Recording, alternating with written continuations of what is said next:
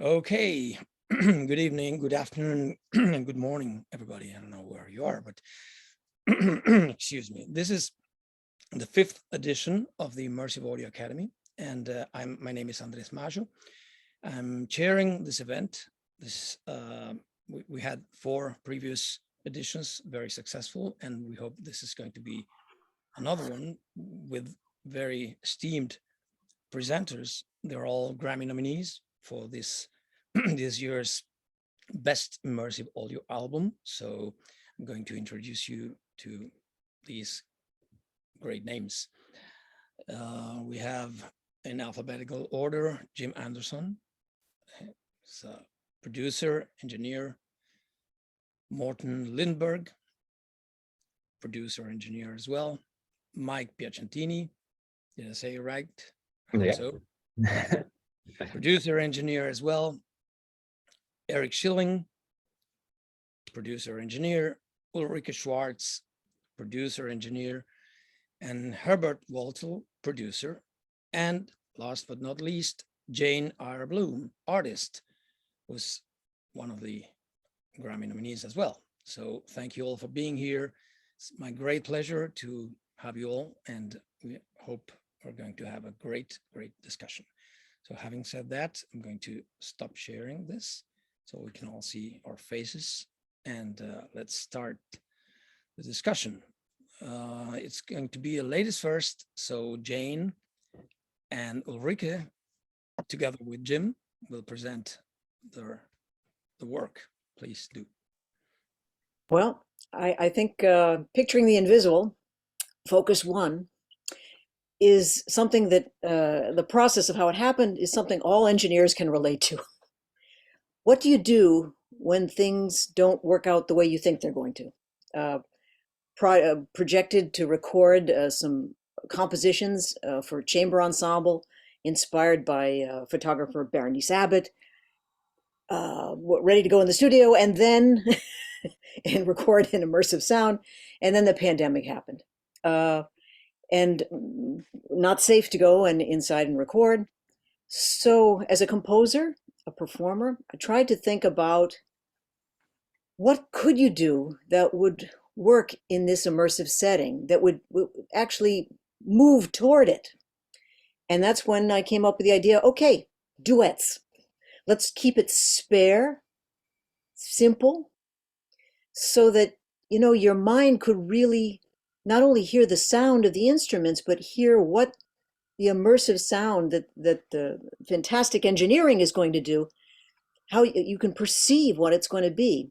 To my ear, it's funny, we used to call it surround sound, then it's immersive sound. If I were to give my experience of listening and making music in this kind of with this technology, I would call it embrace sound. That's what it feels like to me. It's when you hear your insides coming at you from the outsides. And I'm lucky enough to have been working with Jim Anderson, Ulrike Schwarz, and Morten Lindberg, who's also here with us. So I'm going to let them take on the challenge of discussing the technical challenge. But from the artist's point of view, it was like how the creativity emerged from something completely unexpected and how we moved with it and then came up with something that surprised us all. Okay, so I think I will fill you in a little bit on the technical details of this adventure. I did want to mention before that Jane and I had gotten a grant from the New York Foundation for the Arts and the Mayor's Office for Media and Entertainment, Theater and Music. And we, as Jane mentioned, we promised them 3D audio. We promised them the highest resolution possible and all kinds of things. And then things changed. So my idea was how can I provide kind of a studio-like experience for the musicians, keep the super high definition working, and also record in spaces that are not made for recording, so that in the end, we can mix this in 3D. So that was a little bit, it was a little bit of a mind bender, but luckily I had worked 15 years in broadcast, and I thought, okay, I will now go to Bavarian Radio. I want one car in the Upper West Side. I want one truck with me in Brooklyn or wherever I have to go. And then I just need a master control. And unfortunately, I wasn't given that. It ended up being me, myself as assistant. And at least I had a very, very good driver who drove me through all my adventures through New York. So what you're seeing here right now is not where Jane played. Jane played in her office, where she, I think, is sitting right now. And so I set up one system, one pyramid system in Jane's office that I was able to remotely control from wherever else I was. Then I went to Alison Miller in Brooklyn. She luckily just lives a couple of blocks away from where we live, and she has this. She has a very good basement. It's a very good Brooklyn basement, and this is actually from one of the takes that are on the album. This is a live recording of hers. So she had already been teaching from home. So she had bought a couple of microphones. I brought in a couple of microphones, and because I thought, well, I mean, her system obviously works for her. Now I just need to see what I need to add for the immersive recording, or for the way that we will be recording. So that is the way it looked at Alison's or Mark Elias's or Mia Masaoka's place. We kind of skimmed this down a little bit for ease of looking at it. So microphones are split in the Horus analog and go on one hand to my Pyramix 2, but the analog lineouts go into a little interface called Acoustic LE3, which had some very nice broadcasty I'm looking for the word. It kind of has the broadcast way of providing N-1. So the idea is I could get the signal of the artist where I am without delay on their headphones, and by sending the signal out to to Jane, also analog, I wouldn't lose any time, because as we noticed, of course, having no fixed bandwidth, having no radio line, having no anything, we had to use the common internet. And that informed a lot of the decisions that had to be made. For example, when do we record? We don't record when everybody's uploading their YouTube videos. We don't record when everybody is streaming. We try to record at times where I might have a good bandwidth. And then the other thing is, what do I need to get the least latency on that kind of transmission? And that's, yes, when you have good bandwidth. And also, the higher your sampling frequency is, the less latency you have. And that's why you need the higher bandwidth. So that's what informed our recording times. The other thing that informed our recording times were, when do we think people are not at home? It's a pandemic, so everybody's at home. But when do we think they don't make noise? Because we were not in a studio. We had to hope that nobody would take a shower at the time of our recording, that nobody was drilling, that nobody was, that no ambulance came by, and all these kind of things. So from the Acoustic, the interface for the broadcast, I went into the program called Sonobus, where we could either do a little mix between what's coming in, what's going out, or just do raw signals, sending them to the other artist or Jane. And then I used, because I had found out that, of course, the gaming and the banking world have the fastest connections. So I used a game dock to have the fastest internet throughput that I could do with with whatever internet that was provided to me. So I basically had a set of computers for recording. So in Jane's case, that was an Apple MacBook with Permix. In my case, it was this PC Audio Labs laptop that I built to actually be able to record 64 channels in DXD on a laptop. And then we had a different set of computers for the transmission, or if possible, another set of computers for the Zoom, because as good as the audio connection was, Jane and Alison, Jane and Mark, Jane and Mia really wanted to see themselves, because apart from the audio connection, they just wanted to have visuals, right, Jane? Yeah, you got to feel like the other is there. Yeah. I mean, you have to get some reaction. I mean, naturally that was totally out of sync, but it gave us a good cue, like who is in the room and who has left the room. So in terms of acoustic treatment of the rooms, we did something extremely sophisticated. We put jackets on sofas, and otherwise we ignored room modes. No, I mean, usually when Jim records Jane, there are a lot more microphones involved. So in this case, in order to not to get too much of the room, and also because we had some constraints in terms of how many microphones can we put in front of the computer in the office, so that you can see Zoom but still play. So we had 2 microphones. That was the Sanken CU41 and the TLM 170. And really what it is the placement of the microphones that will inform all 3D decisions.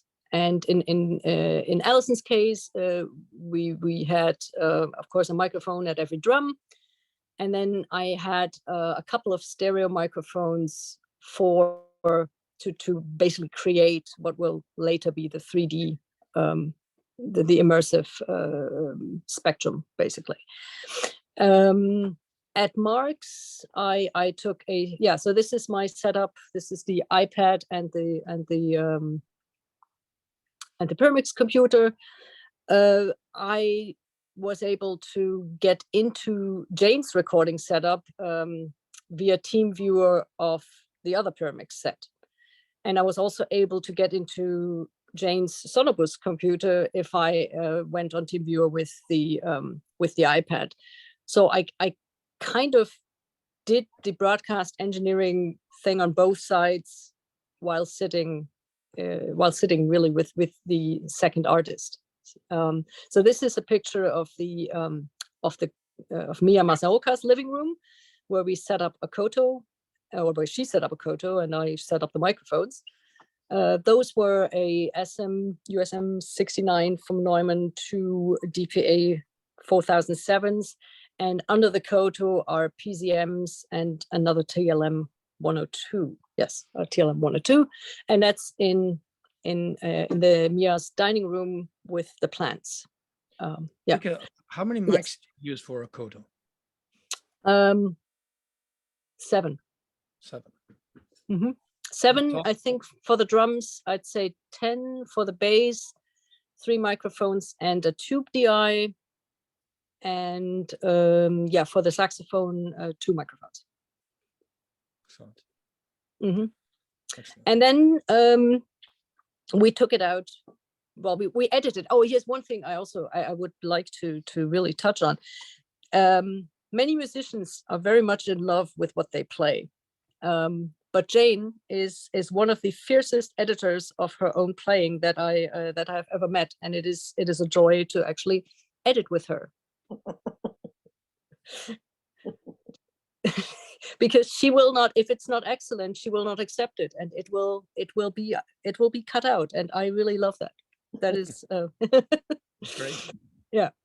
So we took it out to Skywalker, and I wanted to touch on the Getaway driver, because I carted around equipment for about $100,000. I found out later, because we cleaned up the power as well. We had all custom-made cables, and so we really got the noise floor to basically nothing. And Uber wasn't really an option, so I had the best getaway driver in the world, and that was Jim. So, but after he was done with his job as getaway driver, we employed him to mix this, and then we went to Skywalker Sound, and I think he can possibly tell you much better what he did than what I did.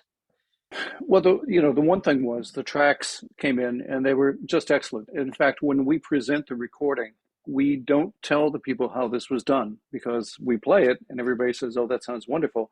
And then we break it down and say, you were listening to Jane in her office, and Allison in her practice room, and Mia is in her living room, and Mark is home with his basses. And so after that, then people actually understand really the technical challenges that this recording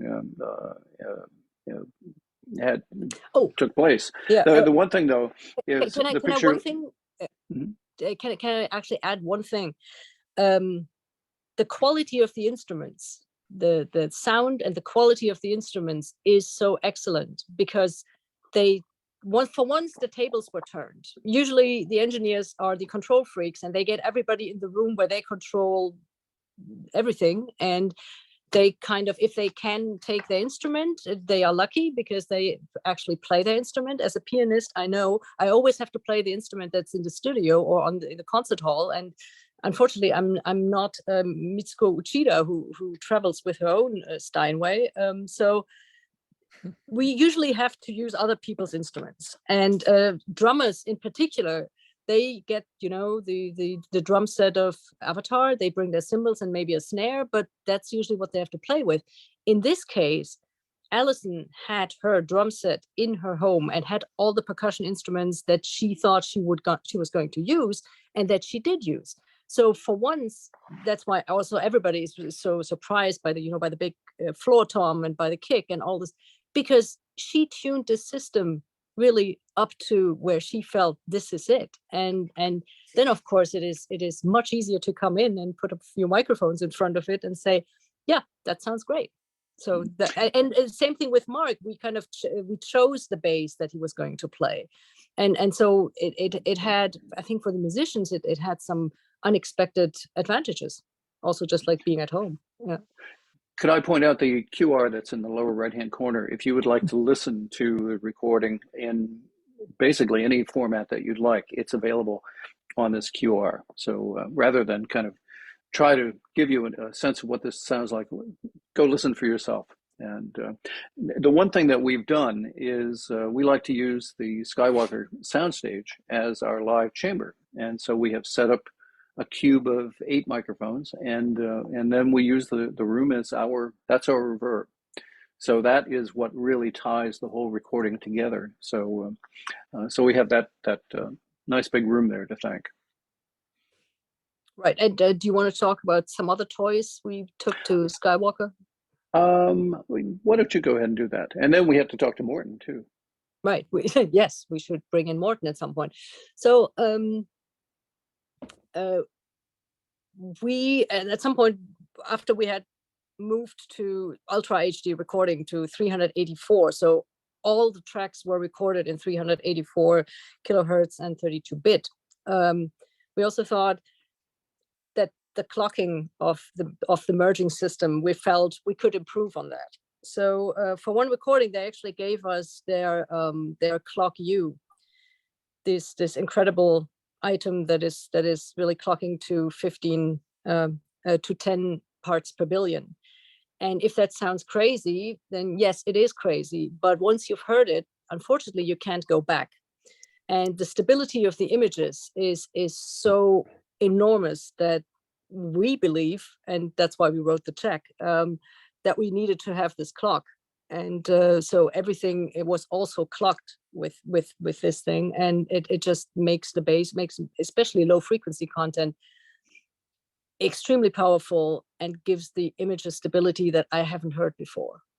So yeah, that's basically the trick. I imagine what it must be for you to choose it in spite of the bandwidth limitations you had? Yeah, I mean, the good thing is I in the recording, luckily I didn't have bandwidth limitations because I had a recording system on each side, and with 192 kilohertz on let's say the transmission lines, I was still very high. And in order to figure out what the delay actually was, we recorded on Sonobus, the program that was actually doing the transmission. I always recorded both sides, on Ellison's side, both channels, and Jane's sides, both channels, and individually, so that I always knew how the latency actually was, or if I had to change something. But as Jane will tell you, I mean, I brought it down in the best cases to 8 to 10 milliseconds. So it was very, very fast. Yeah. But I mean, as Jane can attest to, by playing a lot and having a stable latency, they could actually kind of anticipate what the other person would do. Is that right? Yeah, as improvisers, we don't even understand unconsciously how much we adapt. We're not even thinking, but it's kind of magical. We actually adapt to the latency, whatever, as marginal as it might be. We anticipate it, and we feel as if we're playing with the other absolutely in real time. It's kind of mystical. Yeah. So, and it's also not like all the other pandemic recordings where you had a click and people are just playing their part and mailing it in. This is actually a live interaction between musicians, and that's, I think, what makes it really extraordinary. Yeah. I'm very impressed. Right. And so after Jim did his magic at Skywalker, so I mean, we've been asked to play the session. The only problem that we would have is we don't have the mixing board of Skywalker here. So we could only kind of show you the mix and then or the master. And the master, actually, for mastering, we went to Morten, because we, as you all have probably seen, this incredible photo of his new mastering room, and we thought we need someone who actually has access to listening to all of that, because when we leave Skywalker, of course we know how it sounds at Skywalker, and usually we can translate, if it sounds good there, it translates to everything. But to get like to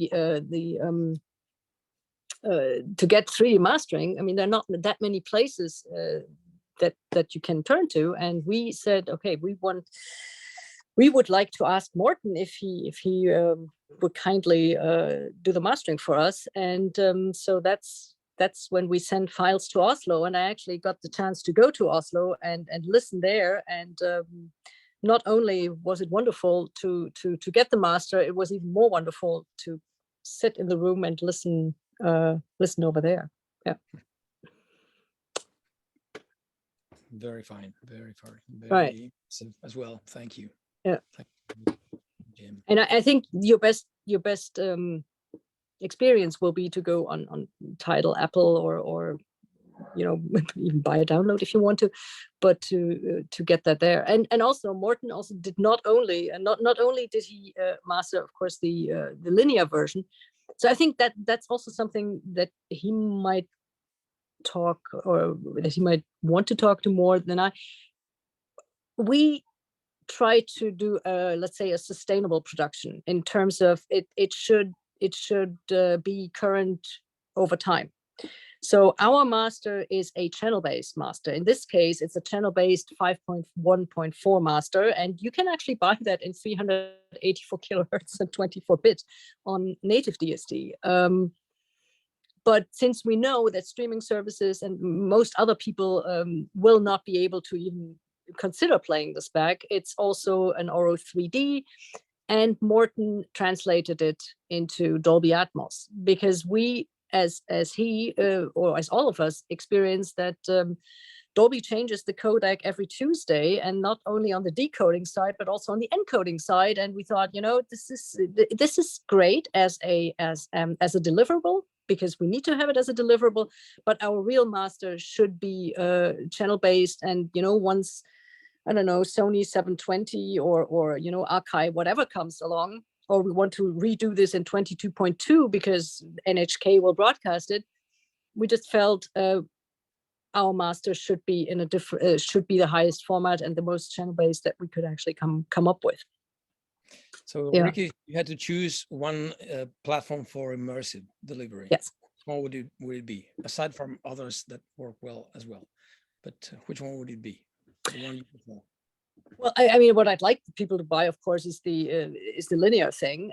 I prefer, for this one, I prefer Oro to Dolby, although I've heard, especially the Dolby True HD with the video. I mean, there's a Dolby True HD with the video, and I was surprised how much I enjoyed it. So yes, I mean, Dolby at this point, I even have heard the MP4, the very streaming live of the internet through very incredibly ridiculous speakers, and it still worked. So I think we have now reached we've now really reached a quality level that is okay. And even on the headphones, I mean, you get a 3D sense. I would wish the binauralization was further along, but I think as an introduction, you know, for a lot of people to listen to it, I think it's great, because now we can actually go and listen to the other I mean, we can listen to everybody else's mixes. Before that, we would either have to wait for a playback session, or we would have, it was very difficult to access other people's immersive mixes. And now you can just go on Tidal or wherever and actually check it out. So this is I think this is a ginormous step forward. Yes, I agree. May I just add to Ulrike there, that for us it's been all the way very important that we do not mix or master in a codec. The codec is a transparent deliverable, as transparent as possible. And Oro 3D is probably the codec with the best resolution at this point. But I must say, as Ulrike points out, that Dolby Atmos is also highly necessary to reach a larger audience, because Oro 3D does not have that reach in the consumer market at this point. And also, to me, there is a huge difference between the Dolby Atmos as we create the ADM master and as it is preserved through the True HD versus the compressed streaming Dolby Atmos that most consumer experience through Apple Music, Amazon HD, and Tidal. Thank you. And Jane, were you impressed when you heard it on platforms? I mean, did it meet your expectations? Impressed isn't the word. If you're an artist, you're used to hearing sound, sitting in the middle of an ensemble and hearing drums and basses as you hear them in space. But the one thing that you're never prepared for is hearing your insides, hearing yourself come at you from the outside. It's the most seductive, exciting experience.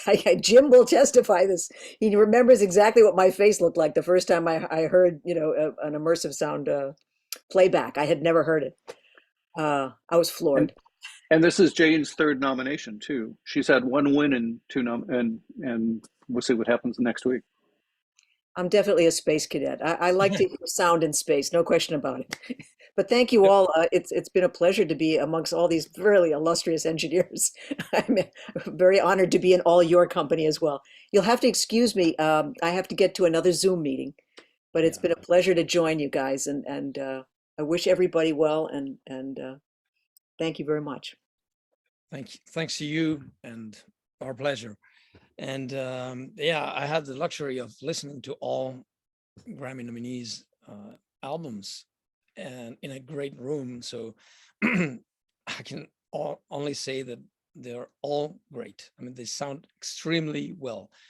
So it's my pleasure to give the turn to to Eric. I mean, Eric, maybe you want to show something, and I encourage you to interact, to please raise your hand. Sure. And I mean, I would, we have a PowerPoint you want to start with, so I'll have Herbert start. Mhm. And then I'll hop in when we get into some more technical stuff. Okay, hello everybody. Let me try to share that. Let's try this. There we go.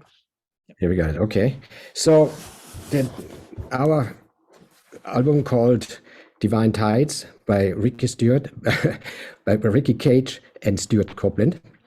It was also produced during the pandemic, as so many others, and therefore it was there was incredible challenge. This was especially interesting because it was actually recorded all over the world. So there were parts recorded, of course, in India. Ricky is in India, in Bangalore. Stuart is in Los Angeles. Then we had also the Royal Philharmonic Orchestra in London. That was actually called an Abbey Road. That was possible. Then we had two African choirs, the Soweto Gospel Choir and Ladysmith's Black Mombasa are on it. And we had some musicians, I think, in Vietnam, and several, of course, Indian musicians in different places in India, and so on and so forth. So this was all similar, like your story, Ulrike. It was really done everywhere. Actually, a situation was, I think, is pretty common, at least in pop and rock recordings, that you're not getting so much together anymore. Everybody produces their own parts in their homes, in their own studios, in different studios around the world, and then you kind of have to assemble it. So we don't have the situation you had that we all place in the same room. As I said, in production-wise, it's actually in this genre a common situation. And especially here, it was actually not as a possibilities. Now, that the production actually came together was thankfully because the pandemic, because nobody could do anything and could travel, could go on tour. So they were all caught in their own homes. So they had the time and the interest to doing it. And of course, their Stuart, everybody knows, toured all over the world for many decades. And he is originally also, he grew up in North Africa. And also when he toured, he had this thing, he always collected ethnological instruments. That was his thing. And he had in his house, I don't know how many, let's say hundred of what he just bought in the middle of the desert somewhere. He described, by some people who sounded actually very good when he was in the desert. When he came home, it didn't sound so good anymore. But that was his thing. And now finally, this recording, this production actually gave him the opportunity to use all these instruments, all different kind of instruments, kind of weird percussion instrument we had collected. And we see a picture later. He had in his house, he's always mic'd up all the percussion, all his instruments, all permanently mic'd up. So he finally was able to use all this kind of different, weird, unusual percussion instrument on an album. That was a very exciting aspect from him. Let me go. But we go back. So it was how it was recorded. As I said, from London to Los Angeles to Vietnam to India. In London, by the way, it was recorded at Abbey Road Studios. So when we all did, this is our studio actually. Then it was mixed here with Eric. And it's a little bit of a weird picture because the studio actually is much wider, but the angle of this picture, the camera did it this way that it grabbed this together. But anyway, I want to show you this because our studio is set up for all the formats.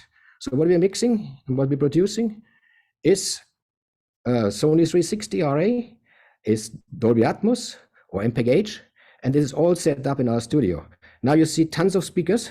The reason is because we have it set up that actually our Atmos speakers, what are, I don't know, see my cursor? Can you see the cursor? They're the smaller ones. A smaller one, because the Atmos speakers actually on a different location than it would be Sony 360 or MPEG-H or Auro. Auro is pretty similar, the location than MPEG-H and Atmos. However, no, MPEG-H and Sony. This is the location for Atmos. So we have it set up so that we actually can just more or less push the button and be in the Sony 360 world as well. Then later we are on the in the atmosphere or whatever you want to do. Eric wrote it in a way Yeah, that and the other thing I would add that you don't see here is in Sony, we tend to use the floor speakers a lot, and they're down behind the screens. And the other thing I want to point out was when we made the room, one of my philosophies was not too much stuff that's going to be in the way of the speakers, especially the floor speakers and the subs. So for a Sony stuff, we would use the floors. For a Atmos, there are no floors in that. you see on the right side all the lists of speakers what we have, and I point out here's a floor speakers peeking through, here's another one in the middle, and of course here on the left is, so we have 3 in the front, and we now just installed 2 more in the back. So the Sony system is 13.0, so it's 13 speakers, 5 main, 5 height, and 3 on the floor. We added another 2. And the reason why we did this, because we really think this is a great advantage by Sony, the floor speakers, the 3rd level of audio. You have as your ear level, you have your height level, and you have your floor level. And this enables you enormous more creative options. And we added in the back as well, because we all know at the end, 99% of all of people who listen to immersive will hear it on headphones. It's unfortunate, but it is so. Nobody has, 18, 19 speakers hanging around. So that's where it is. And in the floor speakers, when you're mixing the floor speakers, in my experience, and here the headphones, I actually say, do the bass down here. It rumbles in my throat. I can hear it here. So instead of having it just from here to up, it also goes down. And there research done, a friend of mine did a big paper on it, scientific paper on it, what it was proven, and it's completely correct that we can locate sound from the ear up, as well as good as the same from the ear down. So there's actually no reason in immersive why you would just hear the height, why you don't have it lower, because your brain, your ears can react and can get the impact of a sound of pinpointing in the lower part of your head as well. So, and as I said, we like this very much because it really gives another creative layer to us. This is where it's done. Eric will take more technical things later. Oh, well, let me just add one thing, which is our nomination this year is a Sony Yes. format. Yes. We're in the studio. We're doing pretty much all genres. Here on the left, you see Alicia Keys. It was actually the Grammy winner last year. Eric and George did the mix, and it was done in our studio mostly. When we do classical, and to the right is, of course, is the Divine Tides. But we also did lightly God of War, a video game, a huge project. So we are pretty open to everything, and a lot of these things are in different formats. Often also labels, mostly the A-list artists, big labels, are asking us to do 2 formats. So do it in Sony 360, but they all want to have a Dolby, and we can create both formats. Here's our cover, what I would like very much, because it's actually a really piece of art. But let me stop sharing and show you, I think, stop sharing and show you one more picture.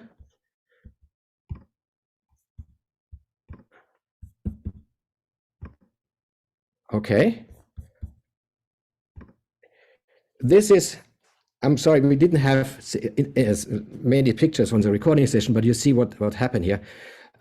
Stuart, of course.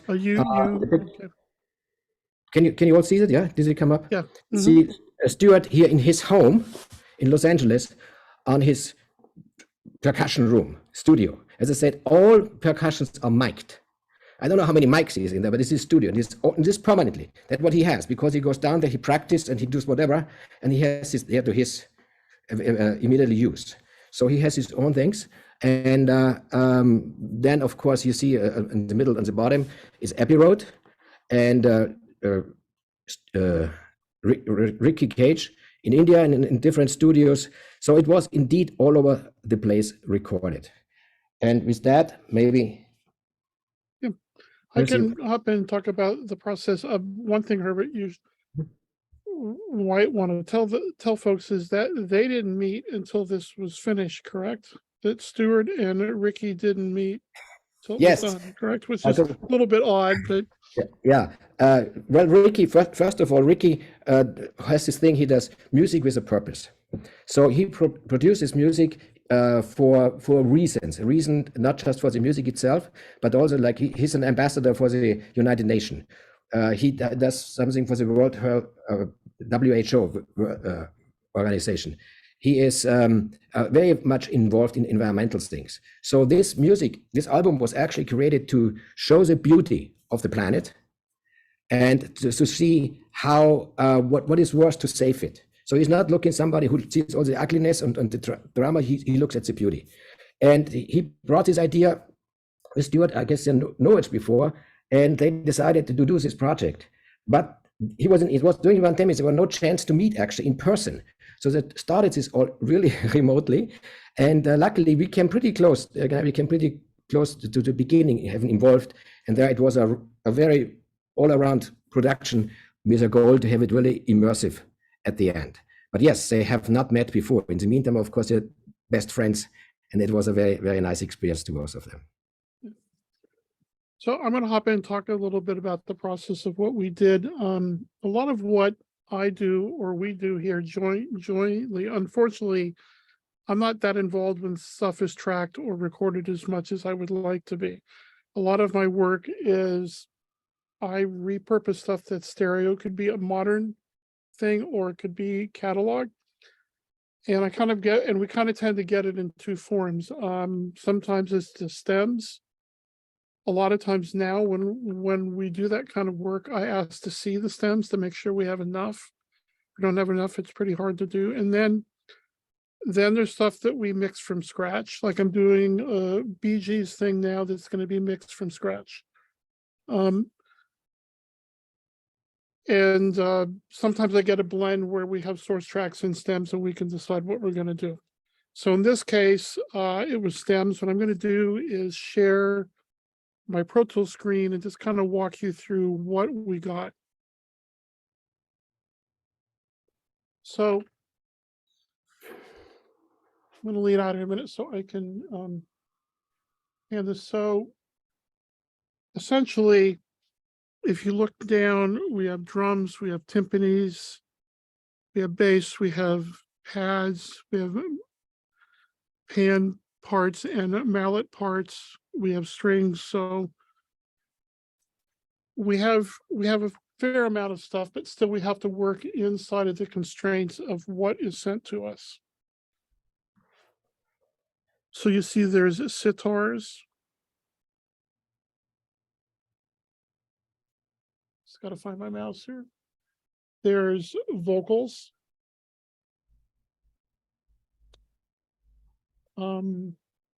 Delays and effects. And so what we do with this, or sort of my approach with this is, one, I always tend to ask for some dry stems so that I can treat it with a 3D verb. And we have developed a template that we use for effects. So I really have a palette of stuff. For instance, if I want to spread out drums, essentially what we do is I duplicate verbs, but I change the parameters, because a lot of times with catalog stuff or pop stuff, people want sort of specific verb sounds they're used to. So my goal is not to make it sound like a room you might sit in a hall, because that's not what the genre wants. And my other thing that I feel very strongly about when we do this work is it needs to match the stereo in terms of character, in terms of balance. I'm not asked to, or we aren't asked to do a remix specifically. If somebody says I want a remix and I want a new look, then we would push stuff out and really change how we would approach it. But for this work, for this specific thing, we would go between the stereo to see what the character was, and then we would decide sound design wise how we could spread it out and allow you to hear more things in spaces, but still feel like what the stereo felt like in terms of the music. So this would be an example. So I would have drum verbs, which I would change the parameters. So you see I have a front and the back, and I have heights. So use the same approach. In this case, example, let me pull the plug in here. So in this case, this is a very good 3D verb.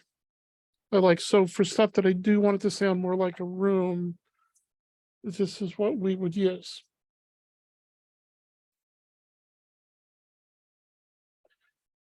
Catalog stuff, sometimes you're trying to reproduce, say, a plate or a live room. For instance, as a general approach, the current stuff I'm doing right now was recorded in 73 or 4.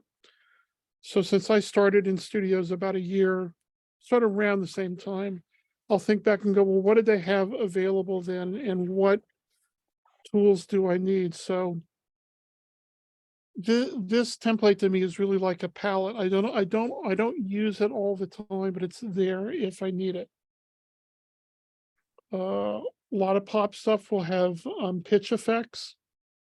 So there again, my template's still front, back, top, front, top, rear. Not always used the whole time. This is a funny bus I've created.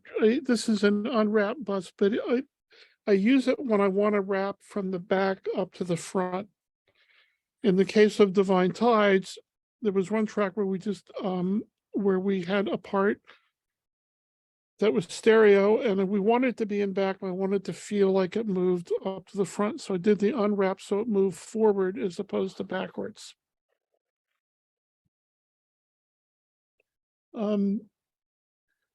With the Sony software, like the Atmos to a certain extent, it's a plugin, which I'm going to show you here. Okay, now when they first came out with the software, their thought is that we would mix in the software, but the mixing tools are not really sophisticated enough to be able to do that, because a lot of times when we mix, we can make some pretty finite moves. So I think what a lot of folks do that do this in Sony is what they'll do is they'll create buses, and they'll still mix inside of a DAW if you're doing it inside of a DAW, and then you bus it to feeds. So essentially, when we're doing Sony, if you look here, I have fixed position feeds: left, center, right, left side, right side, left surround, right surround, sub, which we don't use for this format, but I have it there, top, center. So we have that, and then these buses here are things that I choose to move around in the space, but not put in a specific speaker position, because my approach when I mix is I like a combination of beds and stuff that I'm going to move. So this is a practical way to use their software, but still be able to mix inside of my DAW and do the kind of fine-tune moves that I'm going to need to do. And I always print this stuff just in case I were to need it. And then it feeds out to the render, which I had up for a moment. And so for each song, it's going to change. Some songs, stuff was quite fixed. Some songs we would move stuff around. So that's my workflow, is how I do this inside of a DAW. And one thing I wanted to touch on that didn't really apply to this was the comment about having what I would say a neutral way to do things. And more we are asked to supply a 360 and a Dolby. And it's not practical from a time point of view or from an expense point of view to mix them both from scratch. So in the end, it becomes a bit of a channel based session. So for this one, if I were to take it from 360 to an Atmos, it would become a channel based for all my stuff that moved would turn out being printed as a flat file that just gets put into specific speakers. So in conclusion to this part, this is really our template, and I can't stress enough for us, especially with the game soundtrack we did and this, how much we have liked that we have floor speakers, because in this case, if you have lower drums or timpanis or stuff like that, you can really create a front plane that feels 3D and to an extent a back plane. So. For example, what was very helpful with the games thing, when also here the score is very rich, it's a lot of things. So to place them really and get this 3D effect, it was, for example, a very simple idea. You have the double bass in the floor, you have the cello a little higher, you have the violas at first, violin, then up there. So you can build a stack. You can go up, but from the floor. And when you have this in the headphones, is that because you now have prolonged this axle, the C axle. So I think also for people to listen to in headphone, it's easier to adjust to the headphone. Usually always in a regular headphone, I need a little time to get in my headphone and immediately hear all the details in 3D. When I have this axle, what is longer, that helps me, my brain, my sensation, to be right away in a space. And that's, I think it's very interesting. Herbert, you have a question here. Someone is asking for the reference of your friend's paper.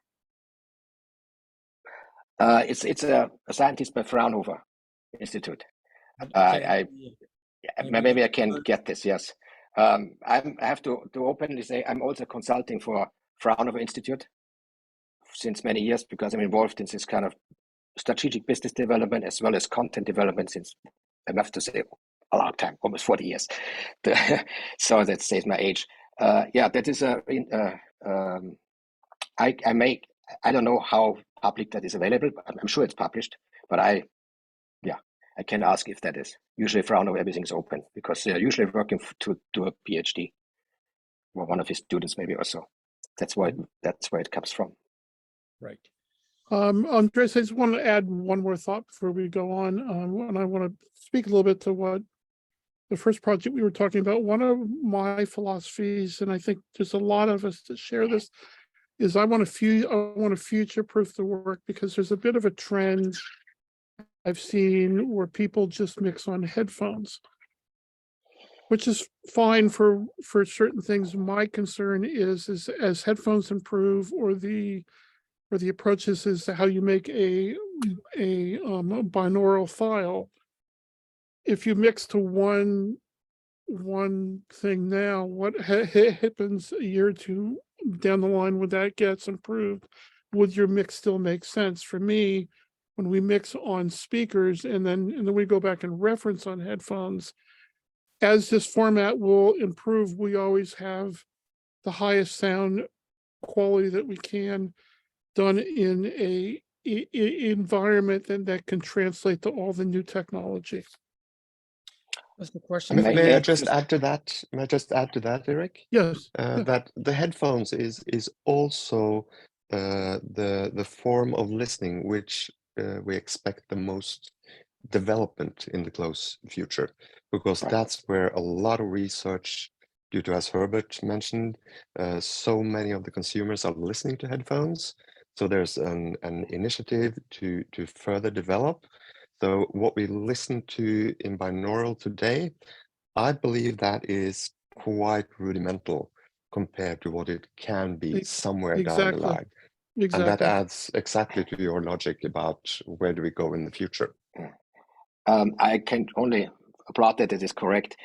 With Fraunhofer, we're involved in some quite often research projects, so we get a lot of new development headphone profiles, and you can get them as a Sony also. I always think like every few months they get a new headphone profile out, and you don't know if the distributor actually implement them in their distribution chain, in new headphone files. So when you have mixed in headphones today and think, oh, that sounds good.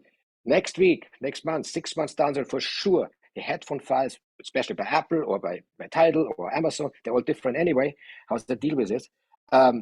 It doesn't sound like you were intended originally. So I think I have been skeptical about mixing in headphones, I must say. I think it's a good opportunity because low budget or not everybody can afford a studio and so on. That is a great way to go in the future.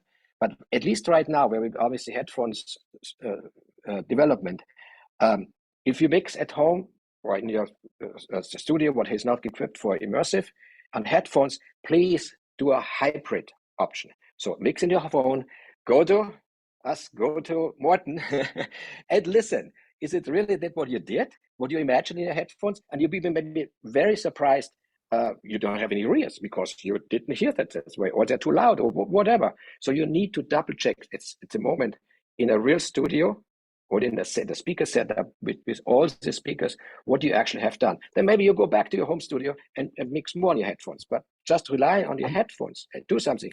I think this is pretty scary. I would go one step further, Herbert, because I would say record, mix, and master for a speaker environment as we know it today, because that is kind of that is complete, and I don't expect that to change very much in the future. So to us, we struggled with this for a couple of years now. How much emphasis, how much work do we put into the headphone release? And what we ended up with is that it is so unpredictable that we just need to make sure that it sounds really good in a speaker environment. And then we expect in the future that, I think it will, the adaptation from the speaker environment into the headphone virtualization, I expect that to be all in metadata instructions in the future. But currently we're at the point where some of the services doesn't respect any of the metadata. So, right, I agree. I know what we're doing. We actually, of course, I totally agree. We say it has to sound perfect and correct on the speakers. That's the ultimate. That's the goal.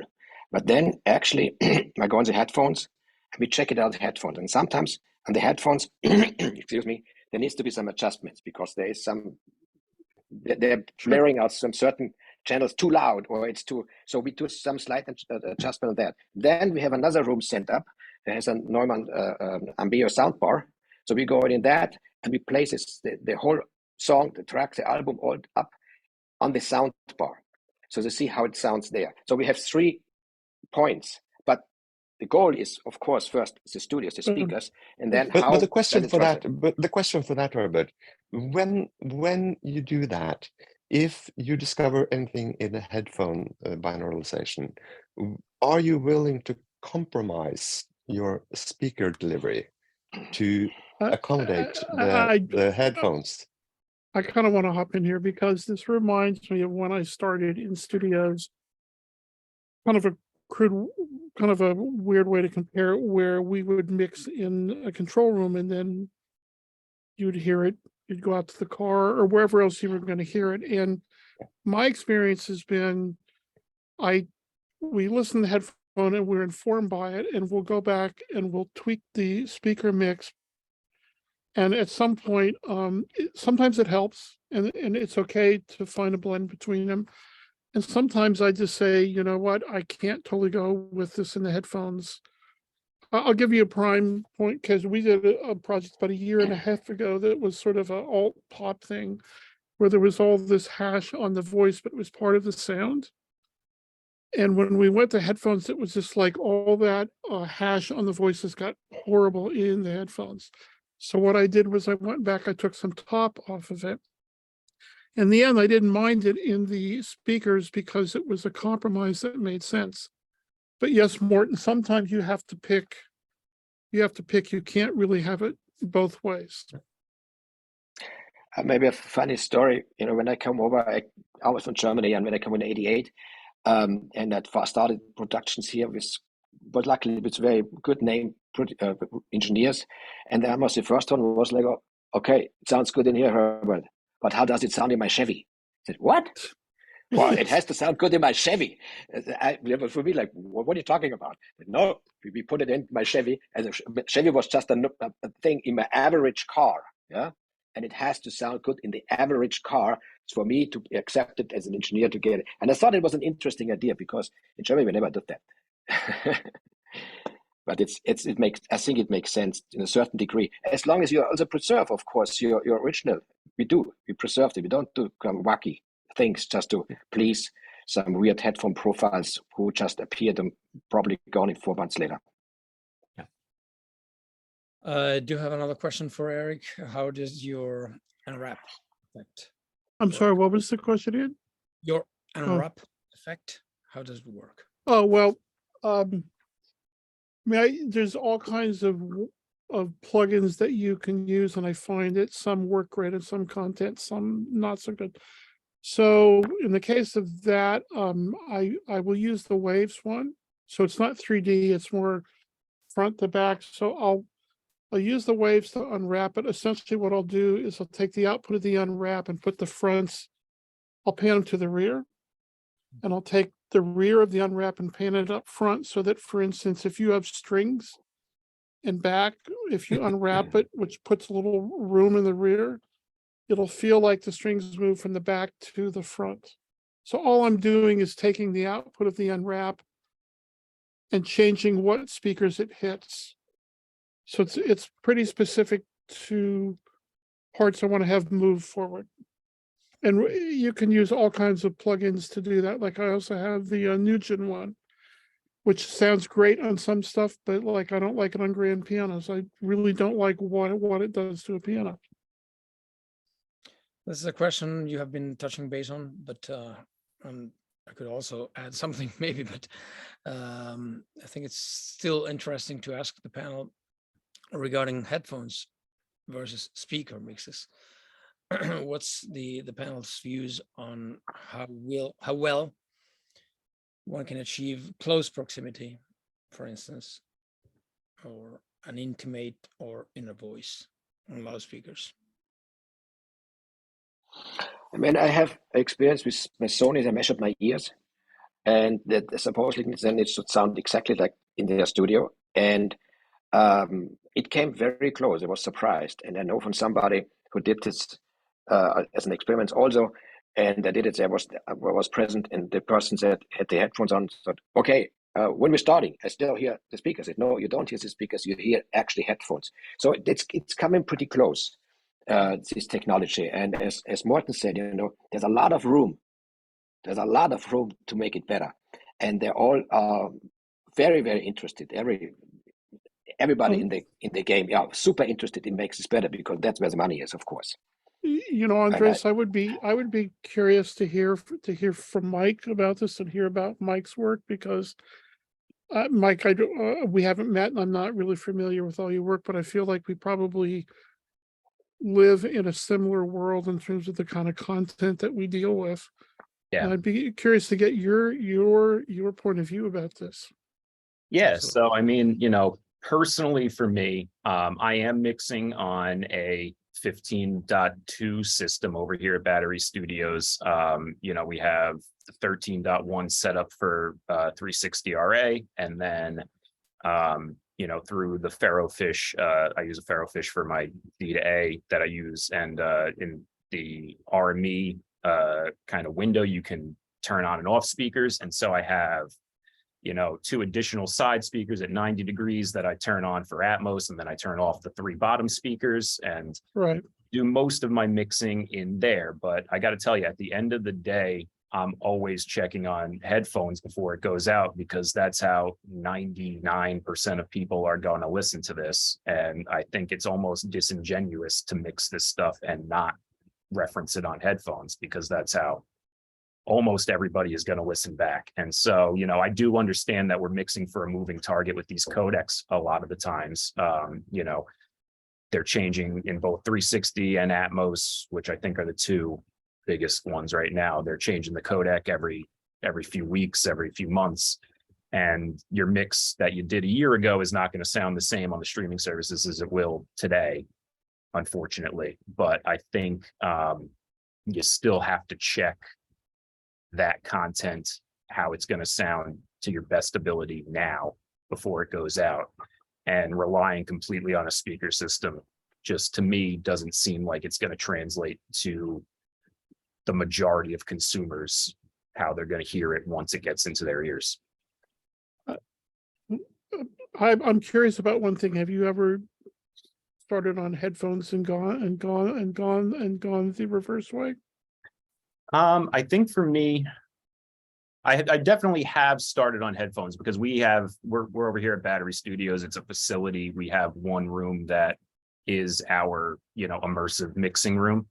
And so we have 5 engineers working here, and we book the room as we're scheduled for mixes. And so sometimes I'll do a lot of my prep where I'll have sessions, where I'm like, okay, I usually put the guitars here and the synths there and stuff like that. And I'll try to get, a nice template going prior to me going into the actual immersive mix room. And then, so I'll try to kind of do my template, same as you guys. I've had my, HRTF profile taken by the 360 RA team. So for that content, I have a generally good idea where content is going to, translate. And for Atmos, similar thing, but, the HRTF isn't as personalized there. And, I'll put things where I think they will translate, and then I'll check them in the main room. But always before I'm sending out a mix for DSPs, I'm double checking on headphones. Okay. So may I ask you, so when you mix in headphones, you use the HRTF Sony system already? What's that? I'm sorry. You use the HRTF Sony system when you do on headphones. So that is a level what most mixers would not have. So you're much closer already. What I experienced that is pretty impressive where we are now. Still, we can improve it, but that's impressive. But the regular they don't have access to it. Put it this way, yeah. Just because locally they cannot have access to that. I do not have this advantage. Yeah, I have some clients of mine that because I'll do specific immersive mastering, as Morten does as well, and I have some of my clients, they'll just, because a lot of these systems are scalable to a certain degree. You could mix it on 5 speakers, you can mix it on 7 speakers, 4 speakers, even if you want to go, back to quad. You can channel map a lot of these systems to the best of your ability. And I have some clients who are like, what, I don't have the budget for 13 speakers, but I'm trying to do this content for Atmos mixing. Let me throw up 5 speakers and, do it without verticality for now, or, let's get some rears and heights, but, I don't have 13 speakers yet. So, I have some of those guys who will do the mix that way and then, send it to me to double check at the end of the day. So you did do the hybrid method, what I kind of tried. And does this work for you or for the client? It works to an extent. I think with this format, it's so new that everybody is just trying to get their hands in the game, right? And nobody really has best practices established yet, in my honest opinion here. So I think that anything you can do to hear movement in the 360 space, you should try to accomplish. And if that means set up 5 speakers and just get your movement at least horizontally around you for how you're going to place objects, then that's where I would say to go. But most of my clients that are sending me mastering work are doing it solely on headphones. They're not even mixing it with a 360 speaker setup in general right now. So what do you send them for testing your mix? Is it like an MP4 or? Yeah, no, my references that I send out for every client, whether that be, a major label client that will have the 360 speaker setup, or, a more indie client that's doing it on headphones, I'm sending them the binaural renders, and I'm sending them the MP4 render. And if they do have a speaker setup playback system ready to go, then I'll send them the ADM file as well. Okay. There is still a problem with getting approval.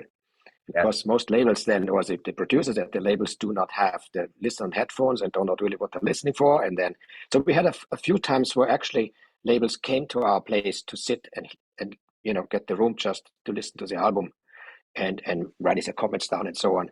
But it is an exception. So I don't think that at Universal or at Sony Music or anywhere else they have the abilities. If the people who are in the to approve it, are the last. Yes, they actually really listen to a speaker environment. But it's critical because sometimes you get comments, but what did he mean? What? It's not like this. But he maybe heard it on headphones, and Eric says, you only heard it on headphones, and that's what he says because there's da da da da da. Say, okay, makes sense. But the person who does the final approval doesn't realize what he actually meant by saying certain things. So there's again, if they all could get their ear measured and get this out, that would be that's the logistics the best way. Some listen on sound bars, but it's also critical, So yes. In my opinion, I think there's still one step of maturity missing for headphones listening of immersive audio, but I think we're getting there pretty fast, in my opinion. So thank you, Herbert and Eric, for your presentation. Yeah. And I'd like to move on to Mike. Yeah. So I worked on, and thank you guys for having me. I worked on the Chainsmokers record that got nominated this year. I think much like Herbert and Eric, I do primarily a lot of, I'm not doing as much recording. It's mostly the immersive mixing and mastering. And so the files that I personally receive usually end up being either the raw multi-tracks, which I then have to create stems from, or I get the mixed stems. So, I'm going to share my screen here, and, if anybody has any questions, I'd love to, do a Q&A here. But I think for me personally, hang on one second, I just have to allow Zoom here. Yeah, I encourage all participants to write questions in the Q&A.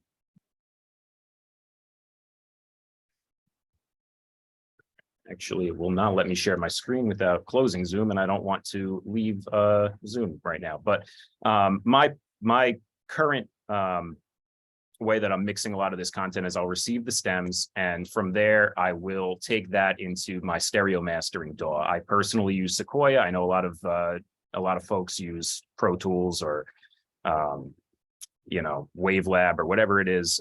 But I take all the stems and I try to match the stereo counterpart as best as I can with the compression and the EQ on each individual stem to the stereo released mastering that's been out there in the world. From there, I import all of my stems into a Pro Tools session where I do all my panning and placement. In the Pro Tools session, I generally don't do too much EQ or effects processing in the immersive mix because I don't want to deviate too far from what's been present in the stereo version. That being said, if I was doing more of these immersive mixes from scratch, then, where there is no stereo counterpart yet, or it's coming out in tandem with the stereo counterpart, then of course I would, differ and do things from, more of a base point of view. But on a lot of this content right now, we are, especially in the major label scene, we are matching a stereo product. And so I'm matching the sequence down to the sample, and I'm trying to keep as much of the stem content in place that is already been released. And then from there, I am doing the immersive mix, by placing things and trying to make the content as immersive as possible using the stems that we have. And yeah, that's basically that's really my operating procedure for a lot of this content. And I'd love to, have any discussions around best practices. I'm mainly using the object bed, and I am doing both the 360 and Atmos mixes from scratch, which again, it's not the best for time constraints, but I feel that,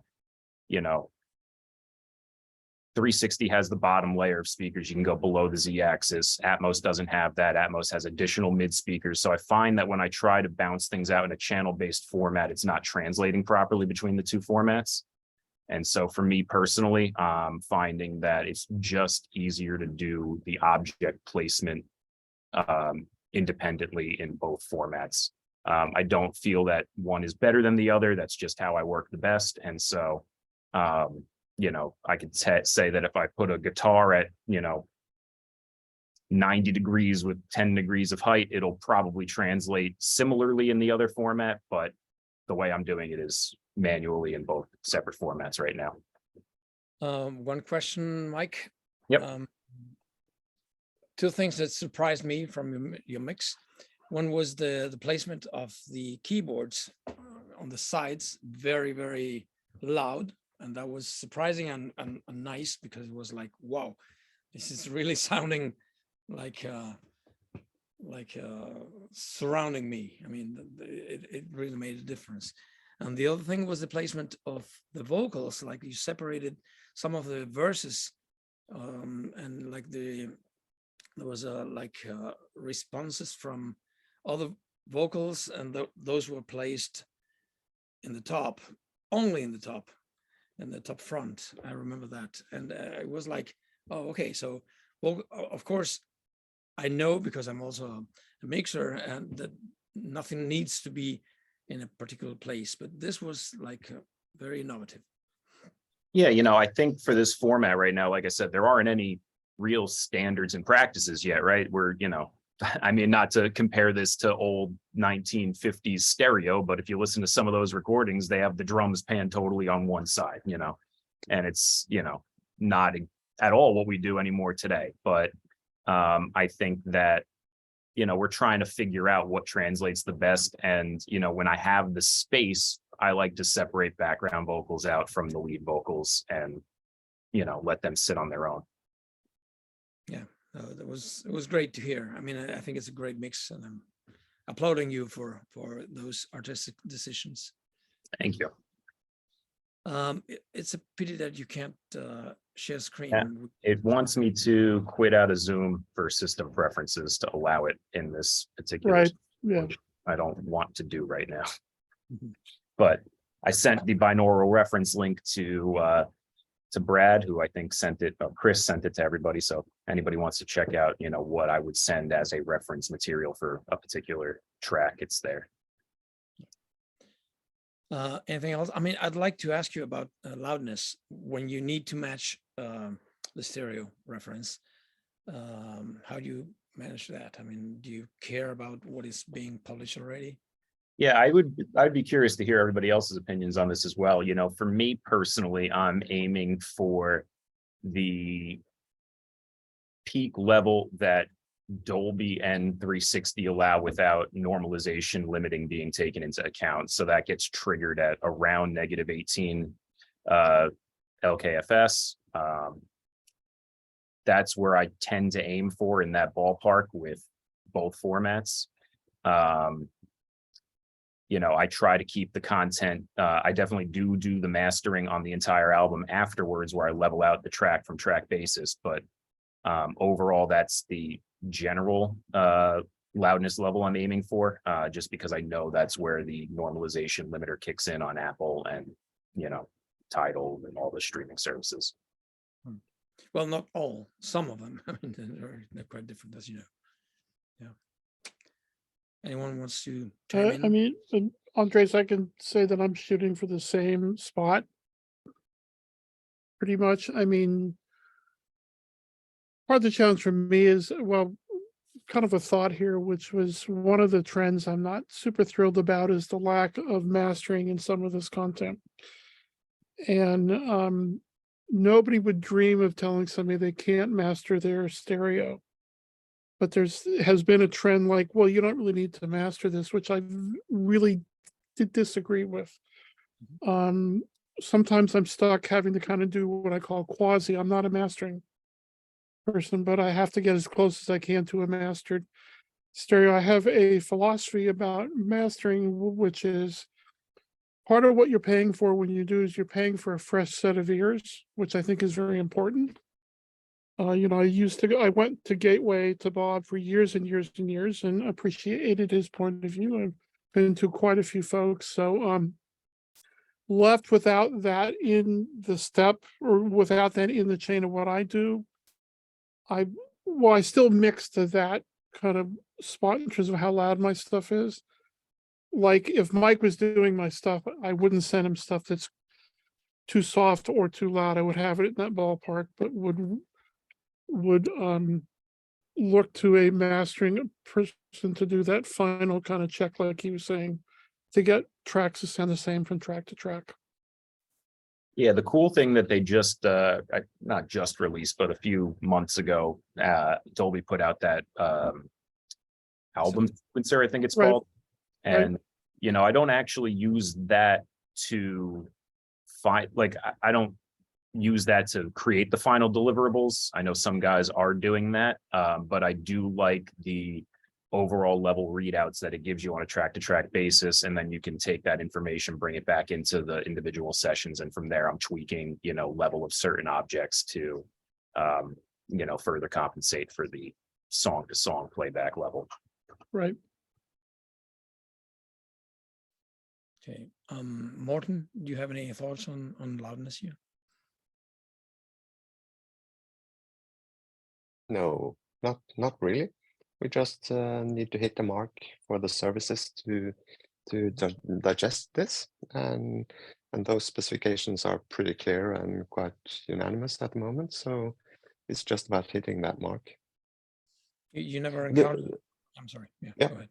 No, just one thing which has been quite of a frustrating process. It has been levels, as we are required to do a single file delivery to the services. They do not accept differentiating versions. The measurements on the binauralization when it comes to level is kind of confusing. I don't know if anyone else would like to comment on how they relate to that, because when hitting the mark for a single ADM for a delivery, when it comes to peak levels and loudness, it will go into saturation in the binaural. So we've just come to the point where, okay, then the service, the rendering of the binaural in the devices controlled by instructions from the services, they have to fix that, not us, because there's no way you can hit both marks for a speaker environment and a binaural on the levels on the same delivery. That's simply not possible. But you never got a claim from a customer. I mean, it never happened that they came to you to say, well, the stereo is, you know, louder than the immersive master, so how can we fix this? It never happened to you. Well, are you thinking about the binaural rendering or the stereo delivery? Good question. I was actually talking about immersive, but I assume it applies to binaural as well. I mean, I've worked like many times in binaural, and when I do mastering, it's just usually my own mix. It's like my loudness parameters are different than if I was just mastering a regular stereo mix. So yeah, I encountered problems. But as long as we are not making a delivery of a binaural, the binaural is just derived from our immersive delivery. We really have no control over the binaural levels. I know, but that's why I was asking. Maybe you had some ideas on how to make this. I just can't see that there are any metadata or any technical tools available to us to kind of fix what is wrong with the binaural renderer. I agree. Jim, maybe. Anyone has a fix for it? That's why we're here. Also to answer our own questions. I don't know, I Jim. really think, don't. I really don't, because I depend on Morten to actually help me with these things. So whatever Morten says is what I go with. well, I think it's quite obvious that the parameters that are used by the codecs to derive the binaural from the ADM, in this case, I don't know too much about Sony 360, so I'm mainly talking about Dolby Atmos here now. It's quite obvious that when they ask for hitting the specifics of the peak values and the loudness that they want, the binaural rendering is going to go into overload. So the only way for this to be fixed is for Dolby or for the Apple Music. Again, is a little different, but it's basically the same. They just have to lower the inputs from the ADM into the binaurals to make this work. And I just can't figure out why they haven't done that a long time ago. Because what's happening today is that any master you deliver to the services which hits the mark of the specifications, it's going to hit the limiter in the binaural renderer. There's absolutely no way you can come around that. So why haven't they fixed it? Yeah, I think that's the big thing. It's that, you know, we don't have, as the engineers, we don't have any control right now over the parameters of that limiter, that peak limiter or normalization that they're using. And so for us, you just have to play by the guidelines right now, because if you exceed it, you know, again, we're already mixing for a moving target with a lot of this stuff with how the codecs are working. So why introduce another unknown parameter? That's at least my philosophy, but. Yeah. And of course, you can make your delivery so it stays within the full scale of the binaural virtualization, but that means your loudness is not going to be -18. It's going to be -23, maybe -24 even. And then we're back to the loudness war, because then in coming through an Apple TV to a receiver to speaker playback, it's going to sound soft. Yep, exactly. And I must say, I'm working mostly in acoustic music, and I find that the -18 target, it's a pretty decent choice for the overall genres that most of us work with. So I'm quite happy with that. Yeah, I agree. I think, you know, even in the pop and like, you know, mainstream hip hop world here, originally when we started working in this format, a lot of the engineers here over at Sony, we were kind of scared, to be honest with you, that they were going to A/B back and forth between the stereo counterpart and be like, why isn't this 10 dB louder or 15 dB louder or whatever that, you know, differential is there. But we found that when we're sending these references out, people really aren't A/Bing them between the stereos, and they are treating it as its own product. I've had a couple clients come back and say, you know, can this be louder, blah, blah, blah. But at the end of the day, when you explain to them the specifications of the delivery system, it ends up being, you know, an understanding conversation. And, you know, as long as they know that their content isn't going to sound worse than somebody else's on the final streaming platform, no, it's not. It's quite a fair playing field. Yeah. Jim, do you have a question? I mean, you do have a question from Leslie Gastenberg on the Q&A. Oh, window. what is the question there? Would you like to answer it? One of my students wondered about whether it is possible to mix Atmos without using beds, and mentioned you had said we don't use beds when working in Atmos. Well, at the time when we were working, we were delivering some material for Dolby that we heard a difference between beds and objects, and we preferred the sound of the objects. And it, you know, I'm sure, you know, again, Dolby is changing this codec every second Thursday. So, you know, what we worked on a couple of years ago at Capitol, you know, certainly may or may not translate now. But at the time, we weren't happy with the sound that we were getting, and so the only thing we used as a bed was the LFE, and then placed everything else as object, but static objects. Also, you know, I've been told that the more movement that there is, you reduce the data rate of your project. And so again, that's another reason. But you know, on top of it, you know, with the, since we're working into 384 kilohertz, you know, we're not crazy about going working in 48K. And so that's why we're only mapping at the last possible moment for that. We want to stay up in that range if we can. Agree with that.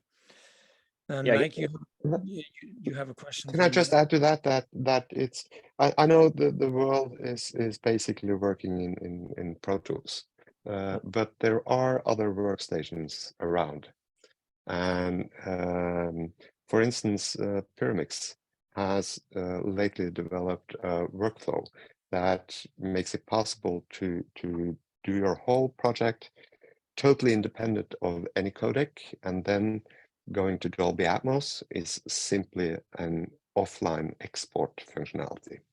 And I'm impressed about how well that works. Yeah, I mean, for me personally, I am mainly only using objects unless I'm mastering a project where somebody has already utilized the bed. And again, that's not to say I dislike using the bed, but I just find that the conversion between formats is simpler when I don't use a bed. But I totally agree that mixing through the bed probably allows you a better future proofing type situation between formats. That being said, currently the reality is we're delivering for multiple formats at once, and it has to sound good now on those streaming services. So I am just constantly, you know, rendering out objects and panning them independently in each format. And I also, at least the comparisons I've done here is that I don't find very much of a sonic difference between bed channels and objects. So when comparing whether beds or objects sounds better or worse, I think that's more of a question when your ADM has gone through the process and come out into the distribution formats, where the lossy process is actually messing around with objects and bed. So I think I think the source for discretion between the two is more to be found in DD plus JOC or the AC4 methodology. Yeah, I think it's mainly a workflow thing at this point. I mean, I don't personally hear a difference between one sounding better than the other. I know there's a lot of discussion and methodology around that, but for me, it's what you prefer and what's best for your personal workflow, I think. Yeah, and if anything, it probably comes more down to scaling in the local rendering at the consumer side, where beds and objects might behave slightly different when it comes to localization. Mike, you have a question from my friend Leslie Ann Jones. Would you like to answer it in the Q&A? Absolutely. First off, hi, Leslie. I'm glad you're here. Yeah, no, I agree. The question is, I'll just read it out loud here. Do you feel your creativity is constrained by always having to match the stereo? I think immersive will eventually suffer as a format if creativity is stifled. Yeah, I agree with that. You know, it's not great that we, you know, have to match a stereo product in a lot of cases here. Unfortunately, a lot of the work I'm doing is, well, not unfortunately, I'm glad a lot of these albums are getting immersive audio treatment. But there is a stereo product that's out there that both the artist and consumers have a certain expectation of how that product sounds. You know, it's more, I like to keep the EQ of objects consistent between the products. Like, you know, if I'm like I'm doing an Iggy Pop thing now, I can't change the way the guitar tone is on those records. You know, people would go nuts. They'd be like, who do you think you are changing the way that this guitar sounds, you know? So the A being is a lot of that, right? It's a lot of keeping the tonal content consistent between products. And then as far as placement goes, for objects and beds, I like to kind of do whatever, you know, I can get away with, honestly. If I can make it super creative and open and immersive, I go that direction. I have some clients that are like, no, just match it and, you know, sprinkle some stuff back there and call it a day. And so, you know, it's really a big, you know, spectrum of how I can get away with stuff in certain projects and how I can't in others. One question for you all when it comes to and kind of a workflow and artistic choice is the use of the center channel. Because just listening around on Apple Music to a lot of different genres, I very often find that stuff I know has been mixed from stems tend to use phantom center especially for lead vocal.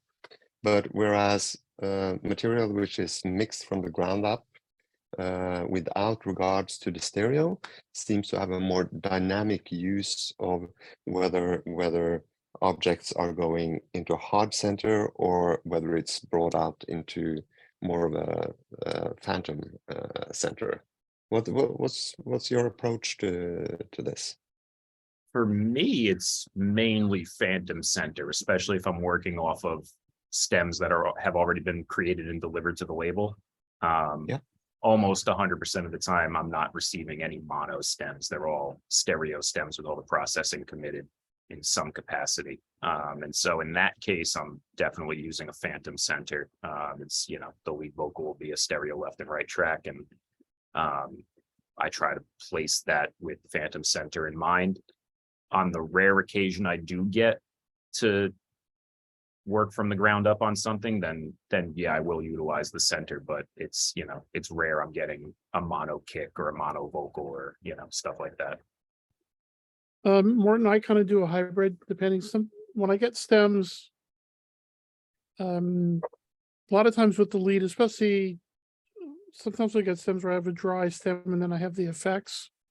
I will actually bleed the stem into the center a little bit to pull your focus of the voice towards the center. Yeah. And then I'll typically put the bass and stuff in the center a lot more, because if you get a stereo stem of the bass, it's still essentially a mono bass. So I do a bit of a hybrid, you know, yeah. Where I kind of try and focus you towards that.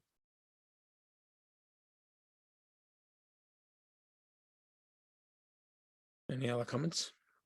Jim, what do you do with your ladies, with your singers in the mix? You should know, Ulrike. You know, I mean, I do a little diversion into the center channel. I mean, you know, there are some, especially with Patricia Barber, for example, she has some songs that I always call like shopping list songs, where she's kind of rattling off things. And if that's the point, then I will actually put her specifically in the center channel and have it be kind of going for the effect of the voice in the box. But, you know, I try not to do that as a rule, work mainly with the phantom, but do diverge a little bit. Is that a proper term? But divert a little bit to the center channel.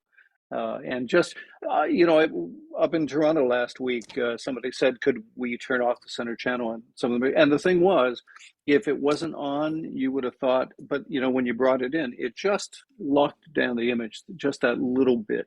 And it doesn't need much. It just needs, I mean, I think it's down like 10 dB or something like that compared to the Phantom. But if you don't have it, it's really missed. Yeah. Actually, you were on my mind, Jim, because you've done some stuff, especially with Patricia, which is so beautiful, where you within one song, you go from the hard in the box into a phantom, and it creates such a depth having that dynamic use of it. So that's with a lot of the pop stuff which is coming out of stems. I really miss that creativity and dynamic use of the center. I guess it's Sorry about because we have the luxury of always working from tracks. We're never working with stems. It's always a mix from the ground up. Yeah. And also usually we have the luxury of having the clients giving us creative freedom. I mean, we haven't been asked yet to really match something to the stereo. So that's also the way that the recordings that we know will go or will be immersive, is that we usually get the freedom to set the microphones and to set up the scene the way we would think it works best for immersive. So I mean, we'll have, of course, stereo microphones there, but there will be more. Usually there are just many more microphones around. And also another thing about working at Skywalker is usually the client does want to fly to California to do the mix. So we're often all by ourselves, which is wonderful. We love that. Yeah. Actually, on a totally different topic, Andres, there is an interesting question in the chat here, where Per is asking whether increasing number of objects increase the bandwidth requirements in distribution. And I think just pointing out that that's a yes and a no thing, because what's going out of our mastering process is a raw ADM, and that ADM is totally discrete in terms of objects as channels. From there and going into distribution codecs, that's where the grouping happens. So basically, bandwidth is fairly constant when it reaches the consumer, but not coming out of our studio. Going to answer exactly the same, that I didn't see any difference in bandwidth usage with more objects, less objects. I didn't see any difference. Yeah. There is a question that maybe you can answer as well, Morten, about the live immersive albums. How would you mic that? I mean, this question from J.W. Newsom. About live recordings of in immersive? Yeah, lots of. Yeah, I couldn't answer that at all because I stopped doing live recordings 20 years ago. Okay, so you're not. No, the whole thrill for me is going into a dedicated recording project without an audience, where the composers and the musicians are really spending all their creativity into creating a sounding immersive experience. I find that at least to my projects, the limitations and compromises you would have to do by also satisfying an on-site audience with a directionality between a stage and a hall, that would, yeah, I find that quite limiting. I have done a couple of immersive, or actually I've done 15 years of surround broadcasts and then later also immersive. It is quite limiting because, let's say in a classical concert hall, let's say Munich, you have, due to the way it was built, the Hercules, you have your surround, let's say the Hamasaki square that's hanging there. In theory, it's too far from the stage. So already you have to do usually delay compensation between the Hamasaki square and your main microphone. Then you have the next problem with the spots, and you will be very much, as Morten says, you will be very much limited in what the room gives you, where the microphones can actually be hung, and where the audience is. So for a surround or immersive broadcast, you basically not waste, but you spend a lot of your speakers with hall. I mean, because the music will be up front and the applause will be basically in the back and in the uppers, unless you have a concert where people are really being placed in 3D. I've had those too, where actually people were on stage, on the floor, and on the balconies. And then at some point you just run into problems with how much, how long are the extra cables you have, and how do you place those again in your whole system of delay compensation and between what then turned from a Hamasaki square into the Hamasaki cube and the adjacent spot microphones. I found it if the composer actually composed for a 3D setting, then it will be you'll probably get very nice results. And if you get the chance, the hours to have rehearsals and to actually map this out, then you will also get nice results. But if it's just an idea of, oh, well, let's put the oboe back on the balcony, then I mean that doesn't make sense. So it is highly complex. And then the question is for the broadcaster: do you do 3 separate mixes? Do you do down mixes, or what do you do? And I think at least for European radio broadcast, I know that, for example, ORF was listening in surround and broadcasting a down mix as the stereo, which we at that point didn't want to do because we knew 99% of people will listen to stereo. So we actually had 2 mixes on the board. And I always did 2 mixes until the 3rd layer came around, and that one was something I did later. But that's it is quite limiting, and it's a lot of work. But I mean, it's possible, and I would say even if you spend a lot of speakers on let's say the hall sound, the emotional envelopment is already a lot bigger than in just stereo. So it's really a step up, but of course it is much better the way that you are able to phrase or to space your productions. There's definitely a limit in that. Yeah. Ulrike, excuse me, because the question from Newson is about mic placement when the talent's constantly moving, is a gathering of 13 tribes from all over North America. Would you have any suggestions for this? Wait a second. When they're moving in the same hall, or when they're moving in different halls? I mean, that's now. No, in the same hall. In the same hall. Well, at some point, you could also. I'd had that with 8 Blackbirds at some point, and that was just for stereo. That sometimes you have to make a grid, so that, and then you kind of have to talk to them where they appear when. So then you have to do it basically like a TV and cameras, where you have to have crosses on the stage that they at bars such and such, they have to hit mark X so that you have a chance to actually get a broadcast out of it. Yeah. Thanks. And you just kind of have to make your grid depending on how many microphones you have and how big the distances are. Yeah. Yeah, it would be like doing an opera, the same kind of thing. Mm-hmm. Okay, great. Morten, would you like to present? Yes, we can do that.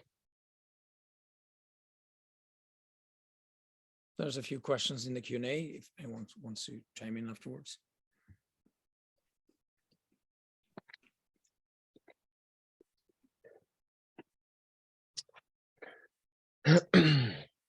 So this project is called Tuvahun. And Tuvahun is an old Aramaic word meaning blessed be.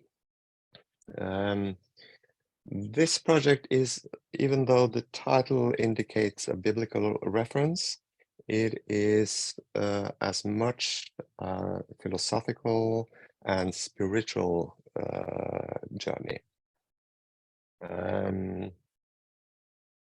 And on this project, all the performers were together in the same room at the same time. And all my projects starts out with these kind of drawings, where in the center here is the microphone array, which represents the pickup for you as a listener. Most classical music, the strings in the orchestra is the body of the work. With this piece of music, not so much. Here it is the girls' choir, the vocal soloists, and a few instrumental soloists, which are the carrying voice of the piece. So I've placed those in front of the listener in quite a wide sector. Then in this music, the strings are more of a commentary functionality, more of a harmonic support for the choir and the soloists. And they have quite an atmospheric functionality. So I've wrapped them around the listener in the back. While at this point in planning the production, already here, I consider how will this pan out in stereo. So if you imagine a horizontal line on this drawing, on the middle of the microphone tree, then you take the lower part of the drawing and fold it on top of the front. That will be our final stereo.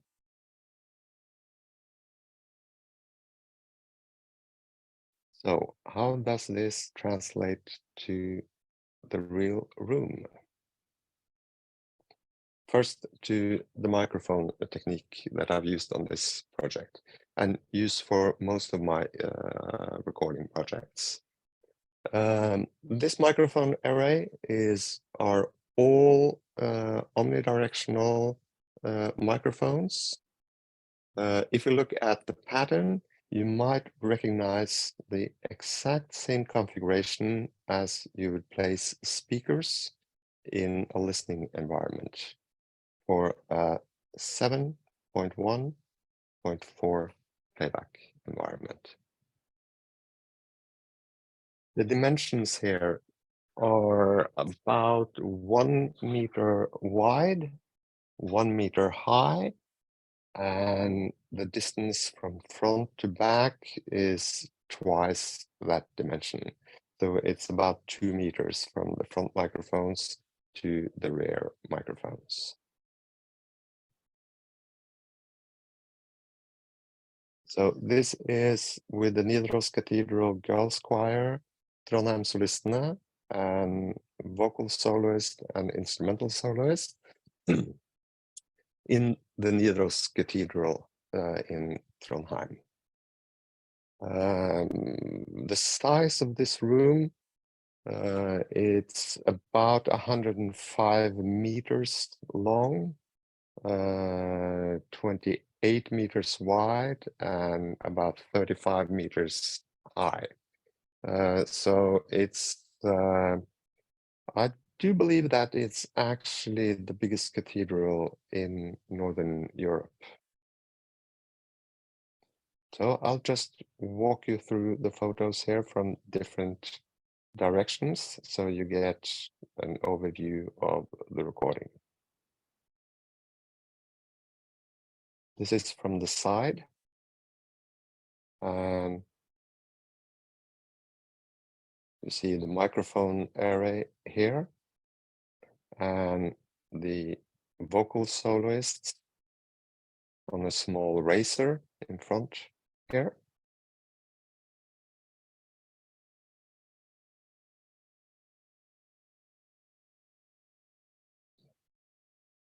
This is taken from the directionality of the listener.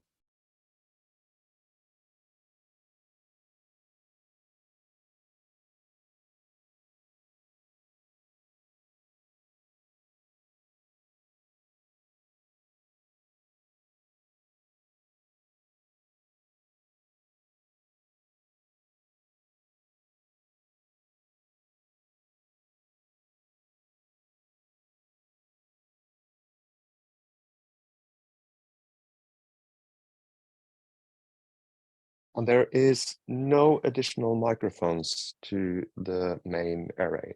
So there's absolutely no spot microphones here.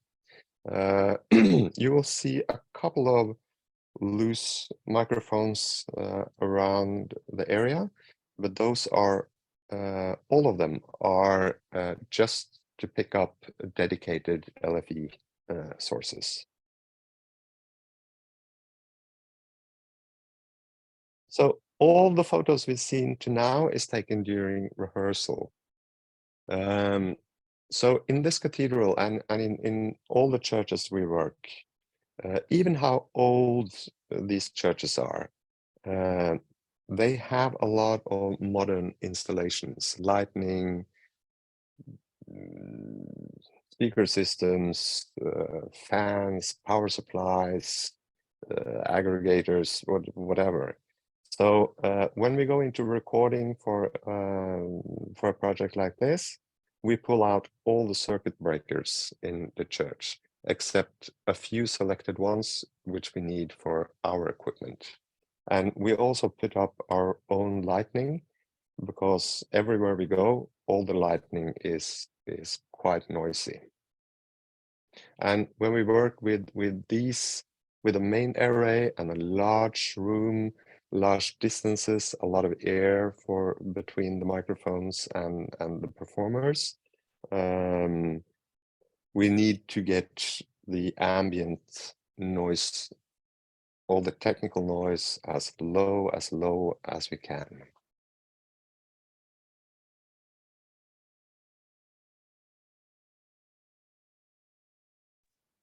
May I ask a question? Sure. Have you ever encountered, because I mean, if you say that the solos are on risers or something, and I mean they're being placed until they sound right, that somebody didn't want to go on the riser or had some height issues or something, how do you get around that if that happens? I would know that ahead of recording sessions.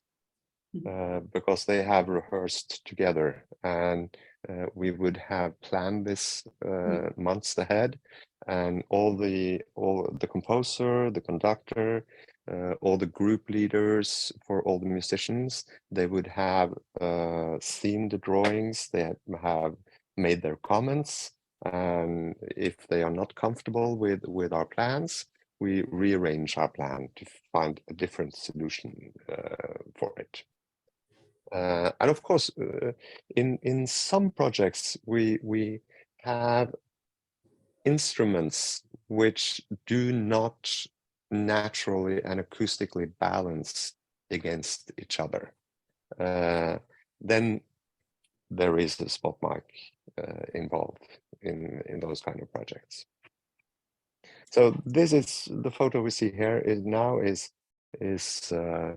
It's a Gran Casa with a calf skin to it, and the percussionist has moistened his thumbs, and he is by the pressure on the center of the skin and the moving moist thumb, he is actually intonating a extremely low tone.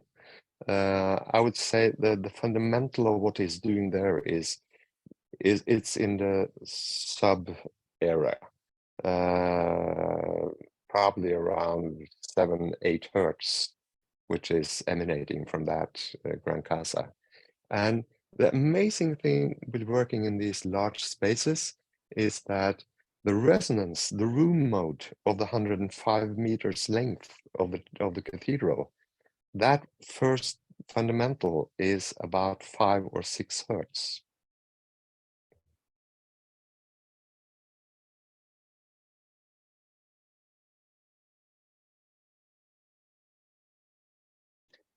So our control room hall is not as glamorous as the performance space in these cathedrals. This is the composer. Our main distribution now for immersive and surround since a decade back has been pure audio Blu-ray.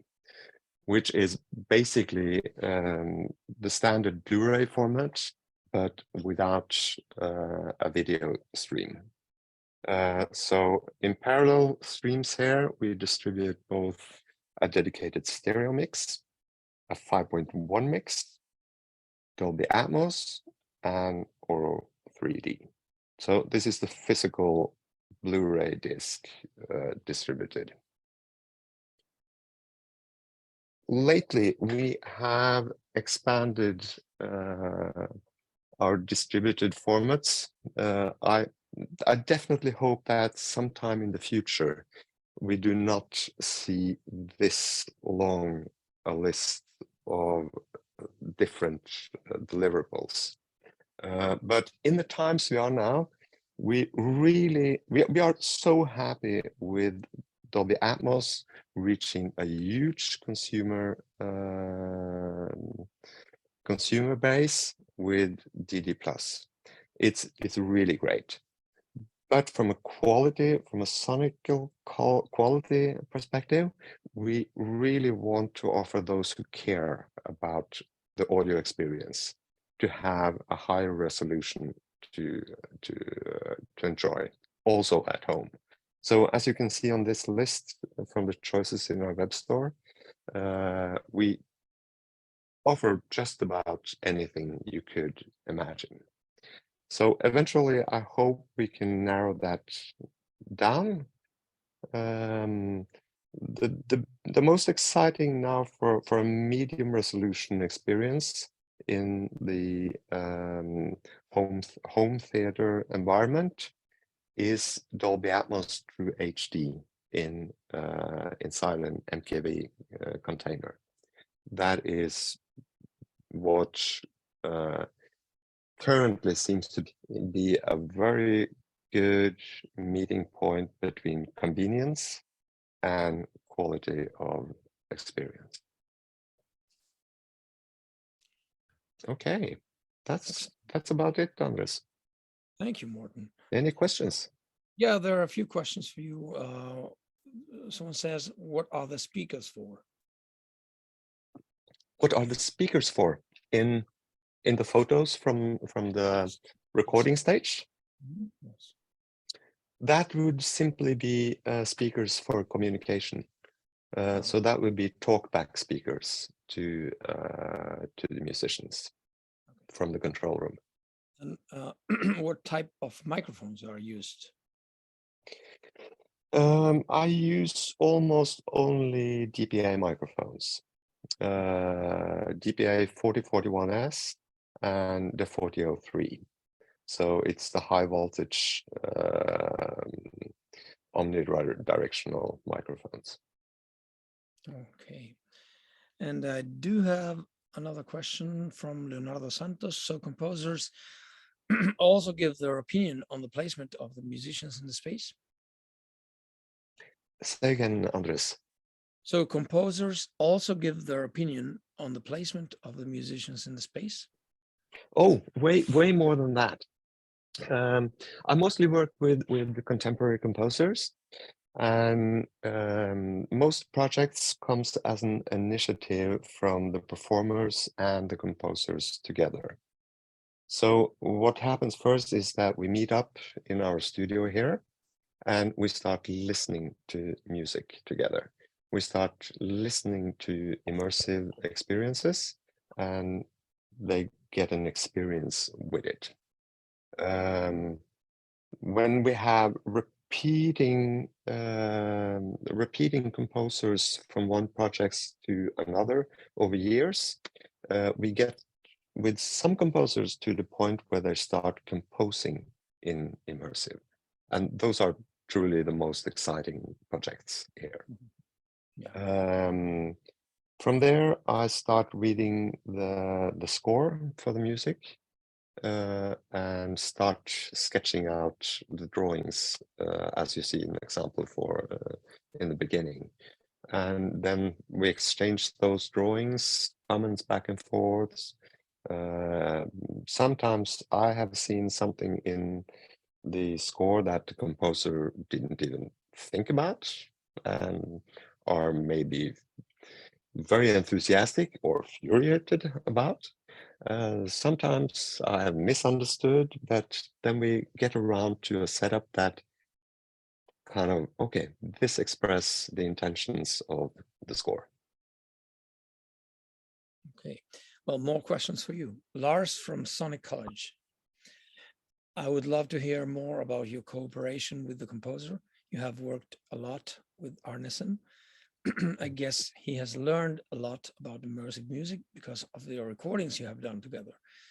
So how has Arneson's music evolved? Has it become more immersive? And if he's composing for the immersive format? Well, to be honest, yes, Kim has learned a lot over the years, but already from our first project, Kim was in his voicing and how he used the difference and the big scale of it. He was already a natural born immersive composer. So we've just continued upon that. There are other composers I work with which started at the very conservative stereo end and then developed their musical language more into an immersive shape over the years. But Kim started, he was kind of natural. Oh, cool. Regarding monitoring during a recording, when monitoring on headphones, do you use any binaural processing or is it just the stereo down mix? Just the stereo down mix. Yeah. Do you record direct to DSD and later convert to DXD, or the new records are direct to DXD? DXD. I'm sorry, you were going to say something about previous question. No, just about the monitoring. It's simply because what I need most at recording session is to hear exactly what is each microphone picking up. The immersive relation and what will happen later on, I can imagine pretty well. But what I really need to hear is what the microphone picks up. How's the Dolby Atmos True HD in MKV made and listened to? Sorry, how it was made? Yeah, made and listened to. Oh, if we start in the listening part with the consumers, if you put the MKV file on a USB drive or on network storage, most Blu-ray players can recognize the MKV and decode the whole thing. You have more recent media players like the NVIDIA Shield, for instance, plays MKV files very nicely. So it's pretty easy with the consumer, but it requires kind of, it's most of all, the file format is mostly for those who have a home cinema or a home theater. Yeah, but how you make it, it's very open source on the positive and the negative. It means that most of the tools are readily available at a very affordable cost, but there is no support, there are no user manuals, there is no recipes. You have to figure out the whole thing yourself. It's open source. Do you mix an immersive, then use fall down to 2.0 or derive final stereo master, or is the stereo master a different process? Within Pyramix, I've developed a method of working all from the start of editing through mix and mastering. I work in a matrix method. So at any given time, I have all the output configurations on each their buses, and they are discrete mixes from the source channels. So the stereo is a discrete mix. 5.1 is a discrete choice of balance. So I don't rely on fold downs per se. Okay. I think the And last Jim always does separate mixes for everything, and also especially if it's a lot of close miking, and also he insists on having a mixing board, preferably analog. that was one of the questions actually. Yeah, on my side, I haven't touched a board in 20 years. Oh, 30 years. It's all in the box. Yeah, that was exactly one of the questions. Do any of you use immersive? Did you use a console for immersive mixes? Yeah, of course. I mean, we just talked about Jim and Ulrike's project done at Skywalker on a console, so can be done. So last question for you, Morten. Have you used omnidirectional speakers much for 3D audio playback? When I was granted an artist residency at the Spatial Sound Institute in Budapest, I was using a 48.5 Bloom Lane omnidirectional setup. It worked well for the ambient music project I was working on at the time, but I was wondering if that setup has been used successfully, especially with respects to faster rhythmical content. Compensation. I'm a little bit. Let me just look at that one. Yeah. Because there's a lot of questions within that one. I have to assume that by omnidirectional speakers, they mean that there is one point emanating. No, I must confess, I don't understand the term omnidirectional speakers. Can anyone help me? Complex question. Maybe Lila. If this is a question about ambisonics, then my answer is no.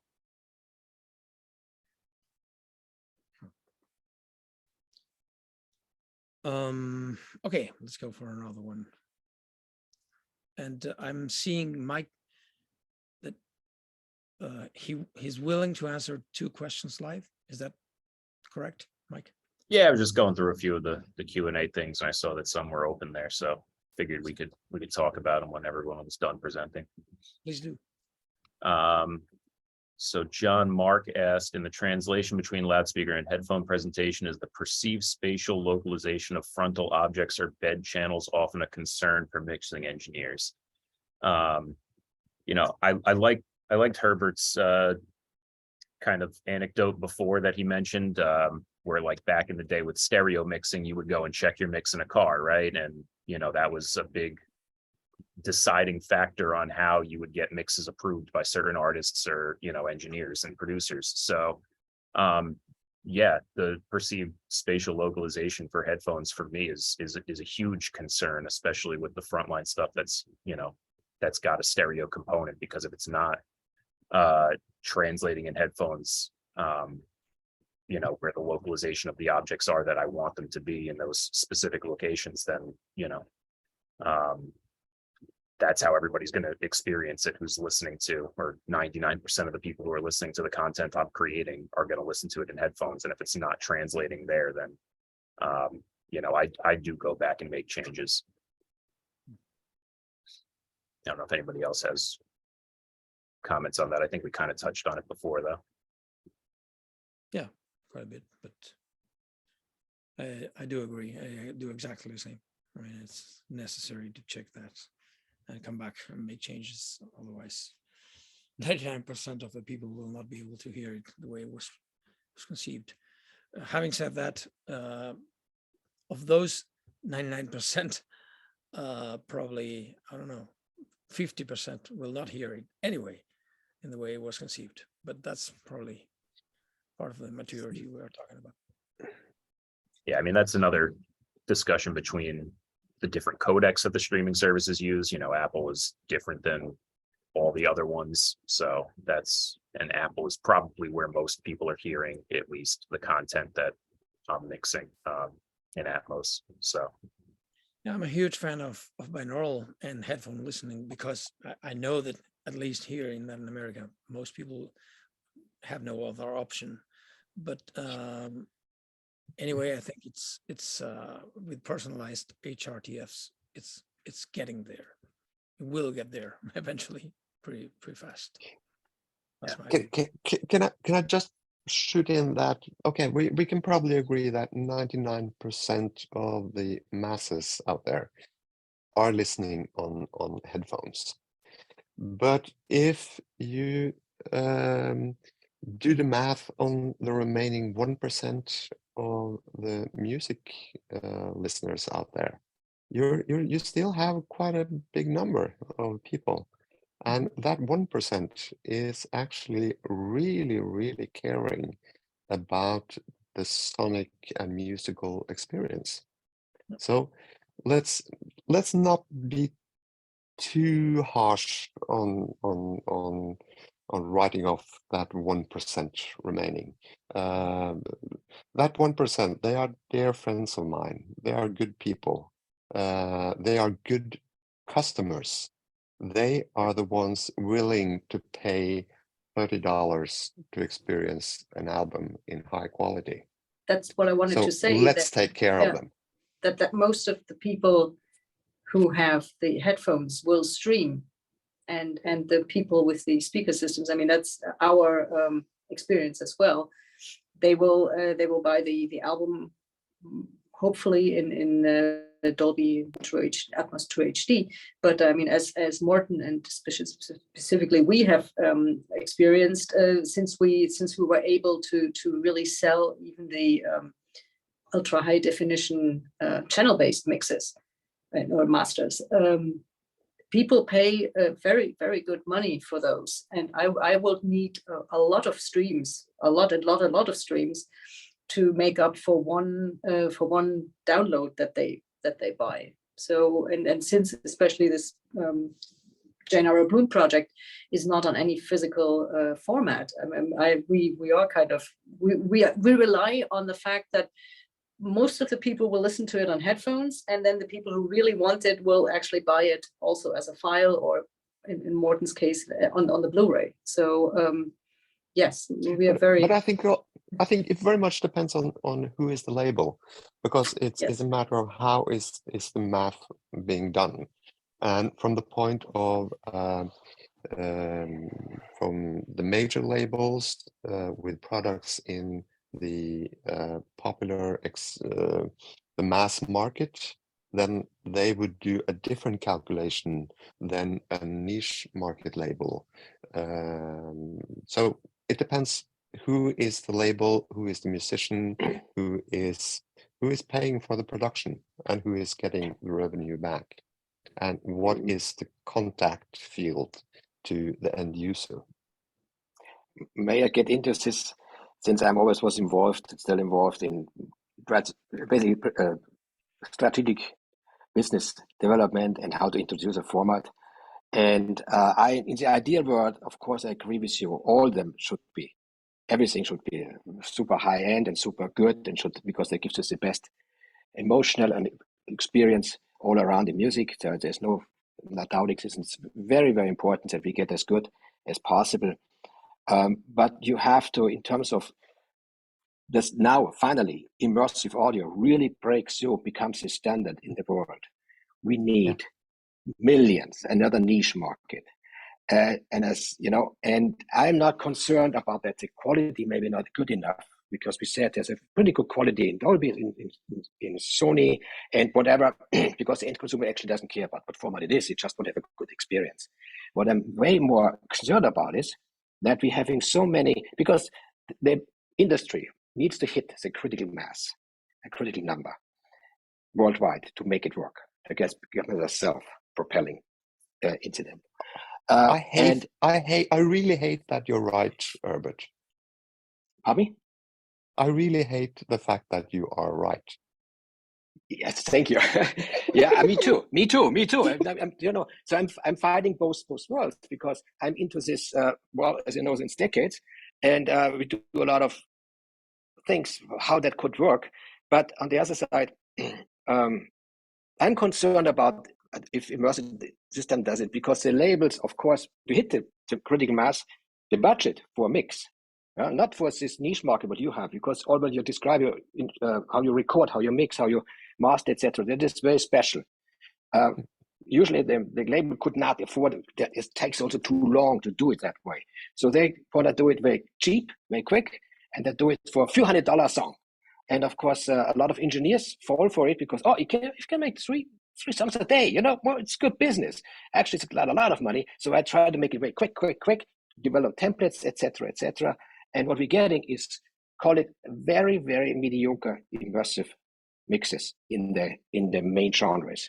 Not because they're not capable or they're not creative, could not be creative, but because it's business. That's one thing. And asked to do, Apple actually asked for quotes, to get a lot of products on it.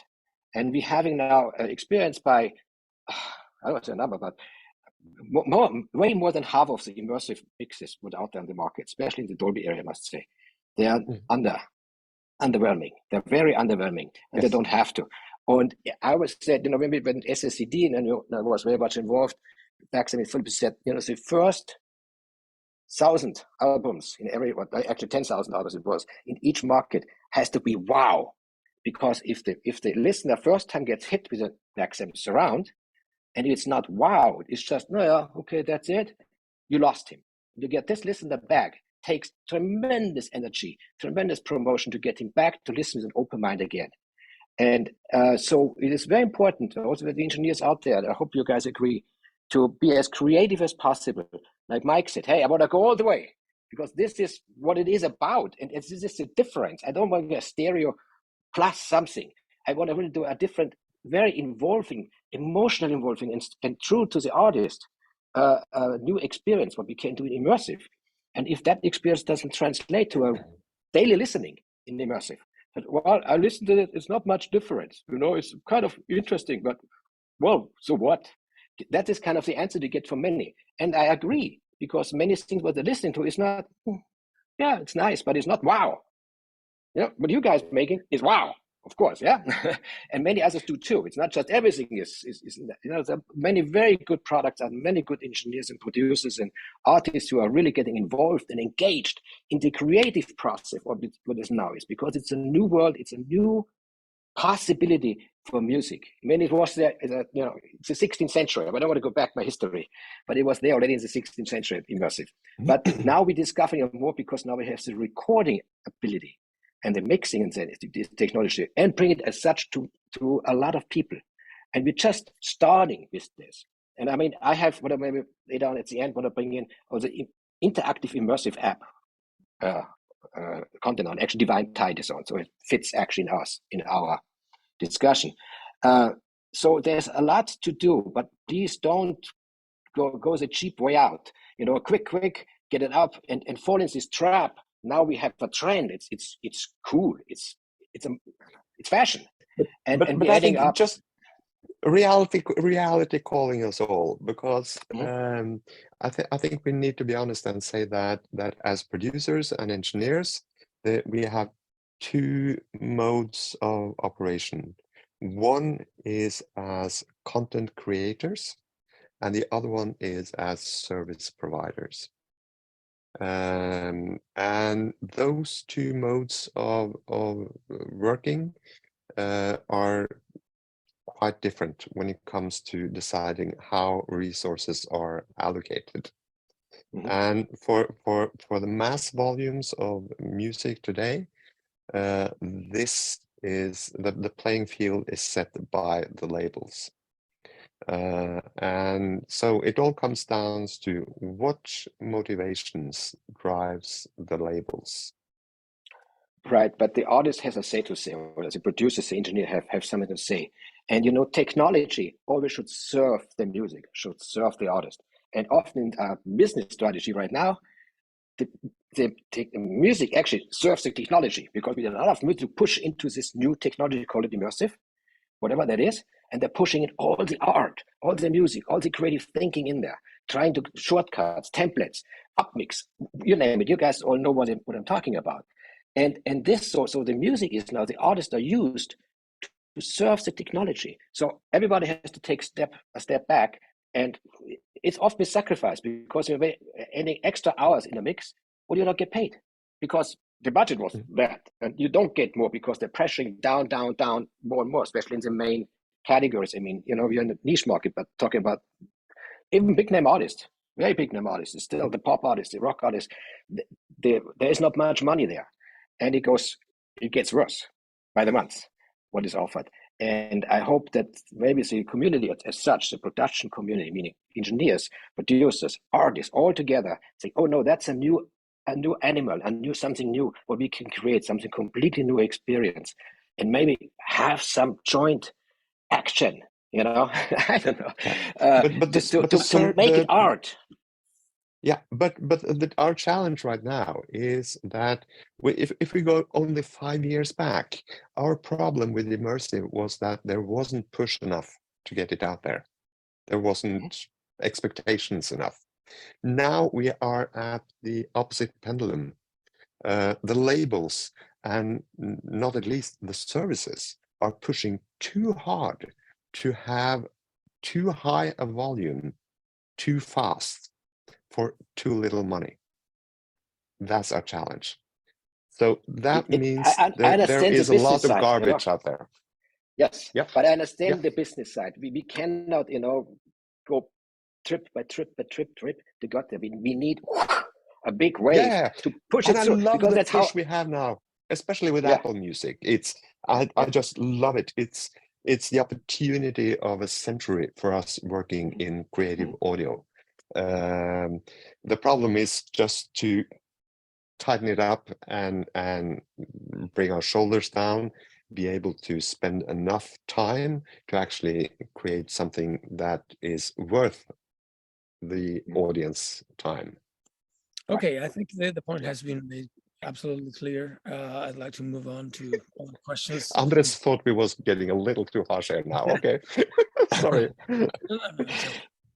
And thanks for putting all this effort to answer an original question. But there is another question I would like to answer as well. I think Mike said he wanted to answer that from Roger. Yeah, I think it was in regards to using upmix plugins to utilize the center channel. You know, this is a personal opinion, and if you like those plugins, then by all means use them. I haven't found an upmix plugin that you know, really adds much for me personally. You know, if I'm trying to do an LCR upmix from a lead vocal stem, it's just giving you some, you know, mid-side cancellation or some artificial reverb that it's adding and creating. And to me, throwing that in the mix doesn't necessarily add any impact or help the mix in any real way from a creative standpoint. That being said, I have seen some engineers use it when there is a lack of stems or availability on certain songs. Like, you know, I know some engineers have been doing some catalog stuff, and, you know, it's from 3 and 4 track recordings. And so when that's the case, I've seen upmix plugins work to fill the space. Do I think that's the right answer? Not necessarily, but you know, again, reality of the situation versus what's, you know, the best are two different things sometimes. Thank you. Could you mark both questions as answered? Yeah. Thank you. And there's been some discussion of the Dolby renderer treating phantom center in the binaural output differently if used in a bed versus object. Anyone able to confirm this? Eric, you have any ideas on this? Eric? Yeah, There. I'm here. I just had to unmute. It's the first question on the Q&A. As I said, a lot of my mixes, I'm not, as Jim said he does, I'm not totally phantom center. I'm diverging a little bit. What I found is if you're phantom center though, in headphones, sometimes it's more similar to what I would get in a speaker. It's more accurate. I found one thing that'll change a lot when I'm on speakers to go into headphones, especially on Dolby, is with center channel content, is the vocal balance I feel changes. And some of that's what's being done in the mid-range to make the effect that works for you. So I guess for myself, because I don't really use the center alone, I find that the phantom is not a problem, if that makes sense. Yeah, absolutely. Thanks. So we're entering a last. Andreas, can I actually ask Ulrike to chime in? Because last year, some of our mixes were being played at the VDT, and we had this Tonmeister revolt against some of my mixes because I use Phantom, and they were saying, "Why don't you put things in a speaker?" And my point was, if we were in stereo, I wouldn't just put it in the left or just put it in the right. And so I think there are some expectations where people are saying, to put things in specific speakers, move it around like that. That was Günther Tyler, who has written the IRT paper on the center channel, and that the center channels should be used. And when I made the point that if you put the vocal only in the center channel, it kind of becomes a little bit boxy, and that's why you usually pull it out. And actually, the fact that you use it creatively, that actually you use it depending on which song it is. You use it by content, depending on what she sings, and that made a couple of brains explode. But I think that whole discussion went off the rails at a different point. So I think what is the aim, let's put it this way, the aim of especially the immersive category at the Grammys is to use the immersive space to its full potential, and to be creative, to throw things in the back when it makes sense. And I mean, all of our ideas is to make the music sound, or to use the 3D field as best as we can, and to put it where it needs to be, not where it's gimmicky, but to use the three-dimensional space. As I said, when I worked in Germany, the expectation, the sonic expectation was different, and also the reality was different, because if you are in a hall and you have listeners here and the music there, this is kind of what you have to do. And as you may remember, you told me once I had left Germany that now I should become more creative, and which I hope I have reached now. So I think the expectation was different, and the way this was written, at that paper was written for that specific model. So I think we just we know about the models, and then we take this paper, put it away, and start mixing. So I think that's just what happened there. Excellent. I see Leslie and Jones raising hands. One hand. Leslie, I think you can unmute. Leslie, you there? I don't know. Well, I'm not seeing any text anywhere. So maybe use the Q&A, Leslie, if you like.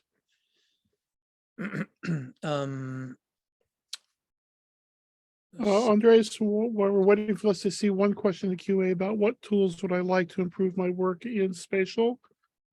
And they're just starting to happen now, is better quality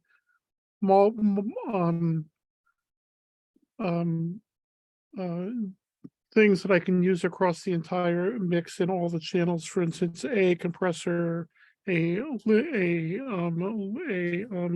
There's been a slew of things the last few years. I haven't found them to be very good. And I think we're just starting to see them now. I'm a little disappointed that some of them are 7.12.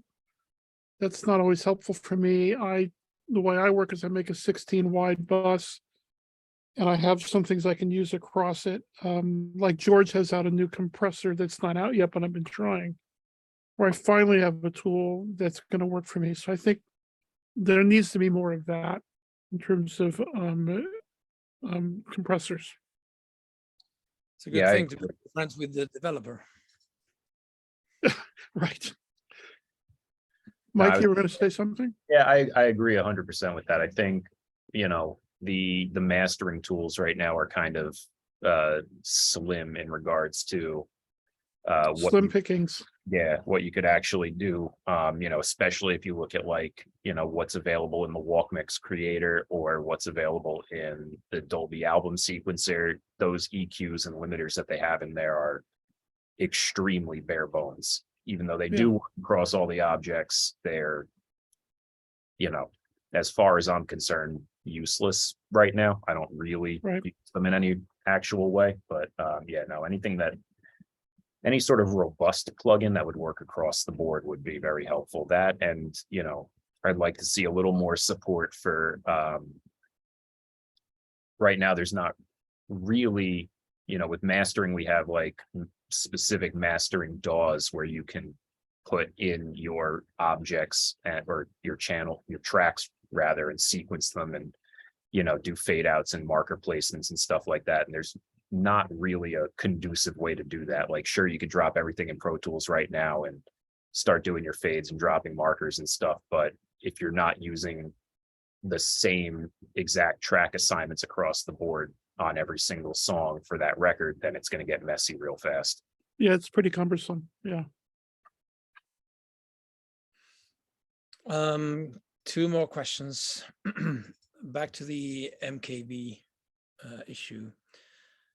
Morten, when building the MKV container, do you use a null video track, black screen, or pictures, same as BD authoring? Or do you use a stripped down version on the video track requirement? Well, you have to make some choices when you author it, because let's say when you pop a Blu-ray into a Blu-ray player, it's very predictable what's going to happen at the consumer's home. When you start playing an MKV file, there's a much wider range of what can appear. So your first choice is how to organize your tracks within an album.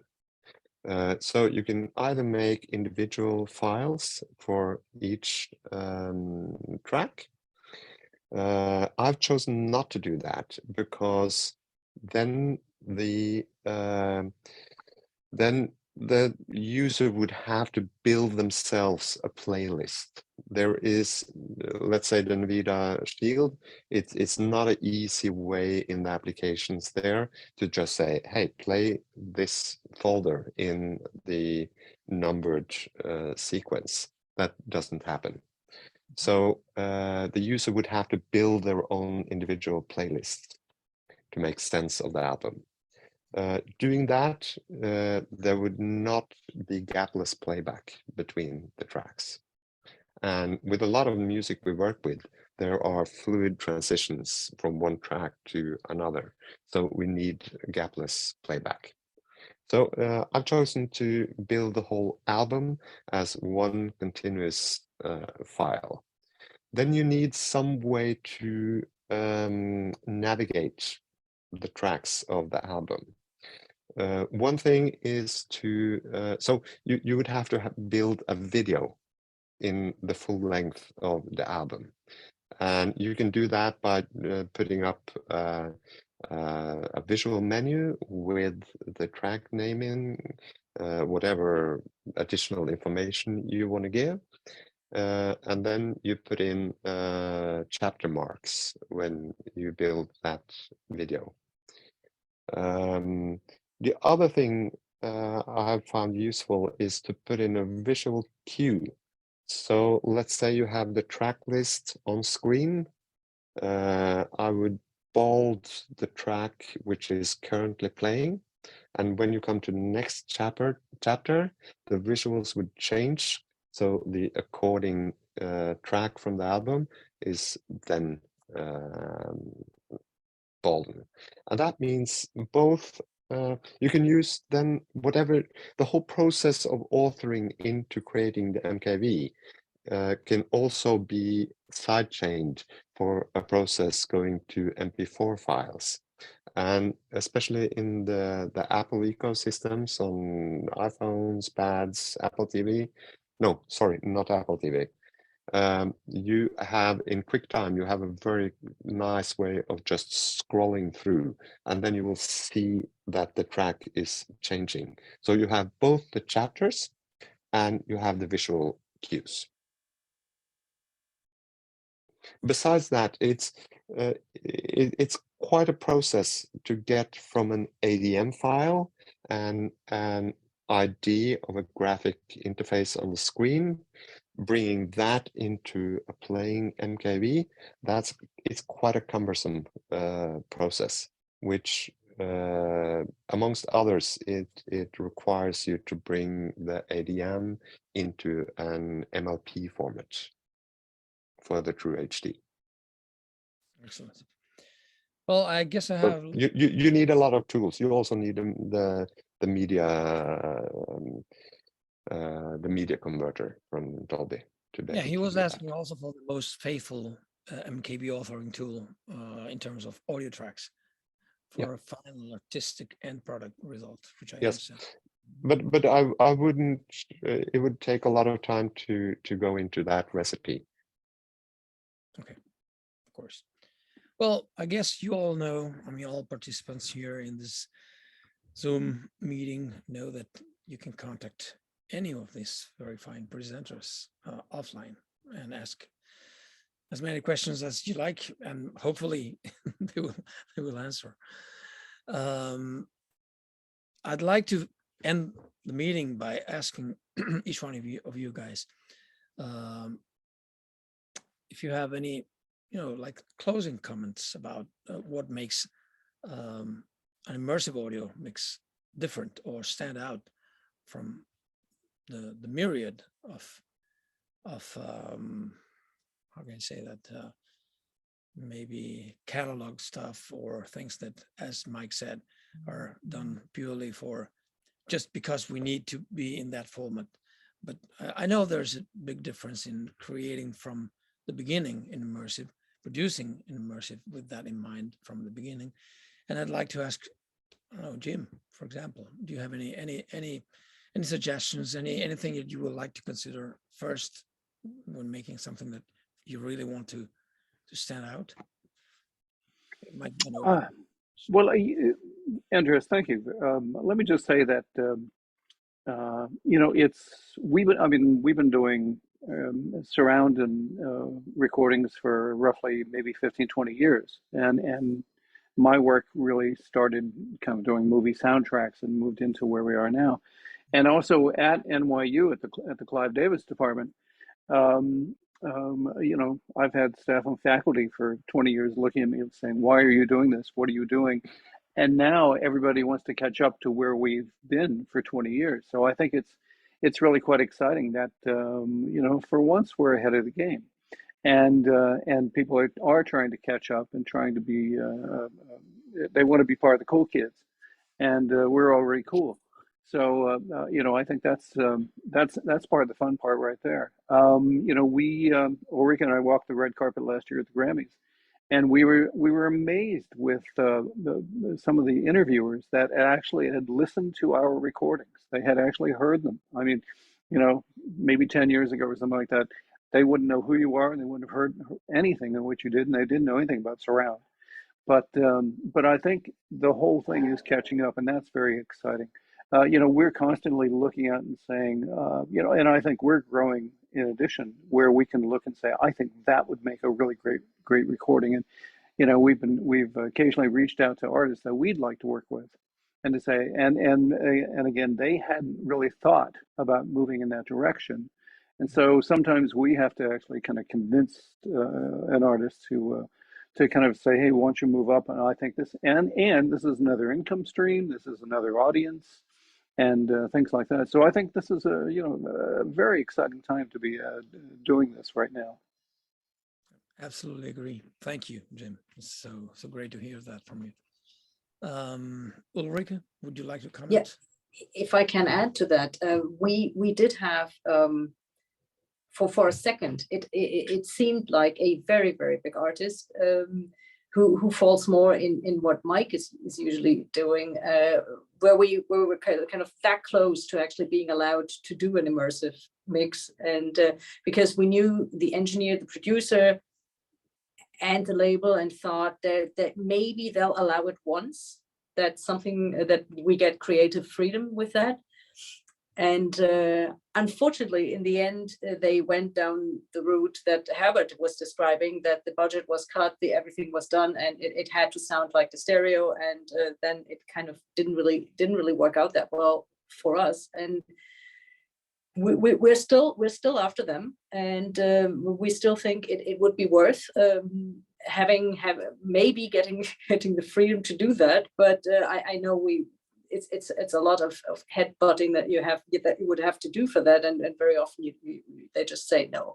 But we know we'll get, if we offer any immersive thing, we'll get that such and such more streams, and that's what it was about, and not really about the creative part. So that was tough luck with that one, but we're keeping on them. And again, if you have the freedom and the fun to be able to develop the whole concept and have enthusiasts like Jane R. Bloom with you, then this whole thing becomes a lot of fun, and then you can really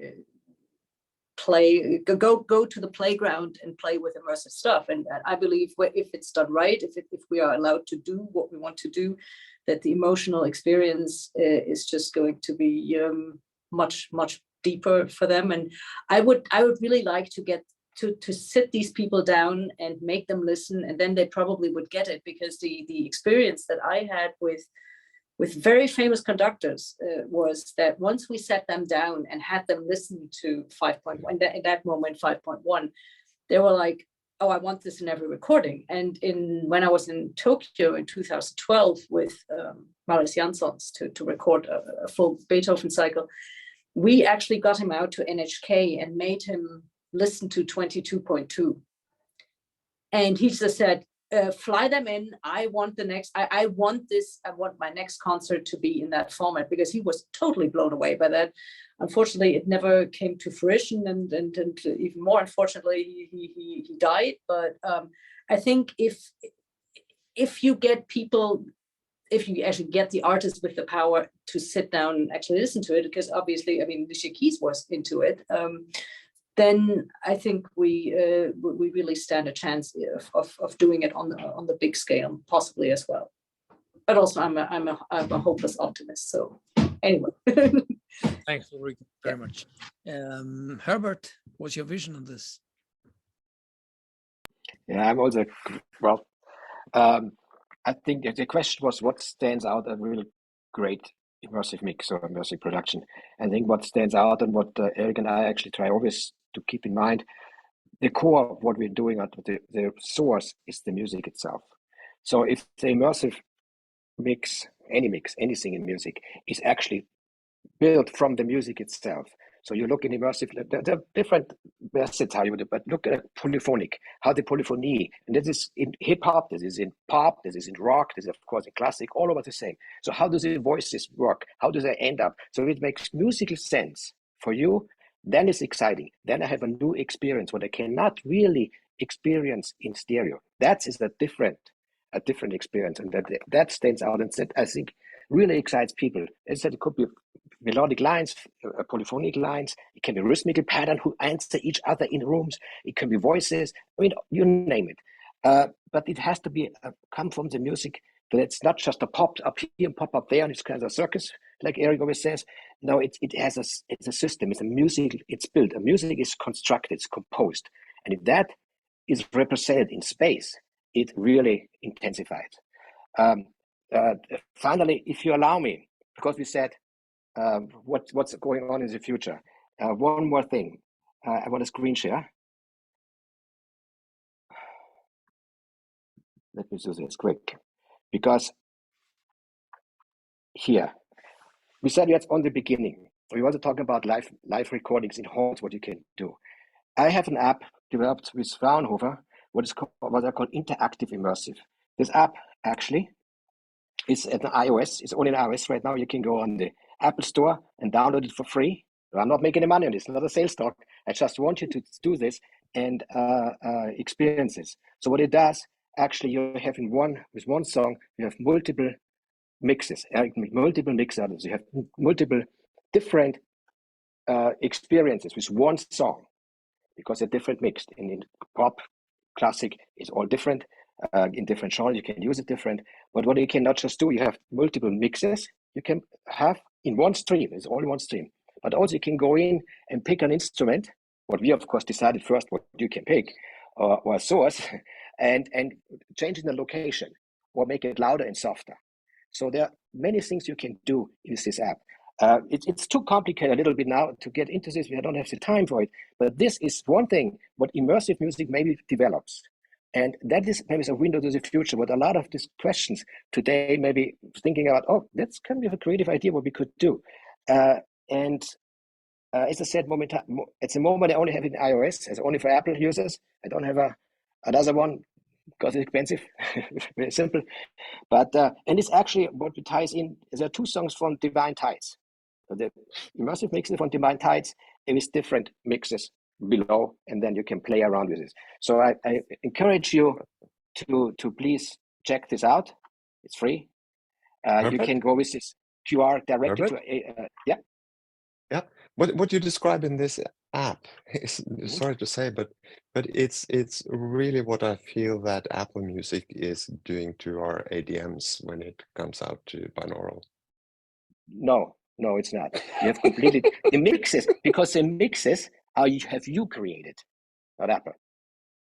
Yeah. I'm just kidding, Herbert. I'm just kidding. Okay. No, it's not that some app is doing the mixes for you and you fool around, that it's out of control. No, the artist, the producer decides what is done with that song. Okay, you also can limit it. So no, I don't want that the solo voice is completely gone. So I give a limiter. You can only take 20% of it out in the volume, for example. So there's all kind of possibilities built in. But the huge difference is that the artist, the producer, the engineer is in control, and not the consumer to play around like a little video game for kids. So it has artistic value, and is also approved and should be approved by the artist, of course, to see different ways. Especially, thinking about Mike, EDMs and stuff like this. You can create completely different mixes. As I said, it's too long to get into it, but I hope maybe you take a chance. With the QR, it's all the things. The chat list is a link to the app, and here this is our website. There's also described. It describes on one chapter how it works. So, just what I'm saying with this is actually just we are at the beginning. Yeah, as you said, Morten, and there's so much more to do and so much more to come creatively. In the technology side, as well, of course, we should not get pushed from the technology. We should have our own strong standing. What the art is about, what music is important. It's most important to all of us. I'm sure you're passionate about it, and I'm optimistic. Immersive will make it this time for all the reasons we mentioned today. Thank you, Herbert. Eric, would you like to add something?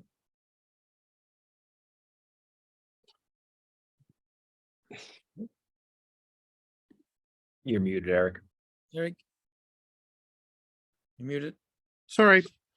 I always approach stuff from what the song speaks to me. And one of my phrases is, I don't want it to be a carnival. I want it to service the song.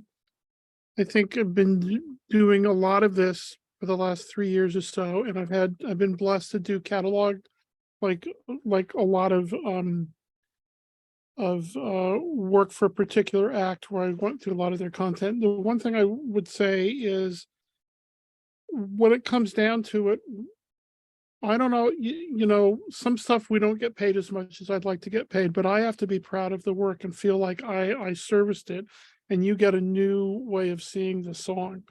So once I make my deal, or we make a deal what we're going to get paid, I don't think about that anymore. It's like, I have to feel proud of the content that we make. And I encourage folks to really try things and experiment. The way that we work is I'll put up a song and I'll try all kinds of things, and some of them don't work and some of them are great, but if you don't try them, you don't know. So you have to break out of the bounds of how you might think about stereo.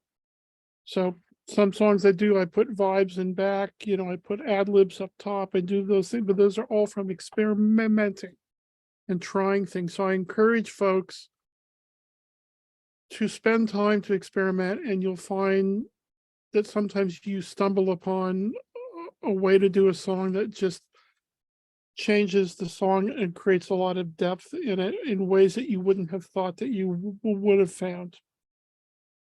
Thank you, Eric. Thanks so much. Mike?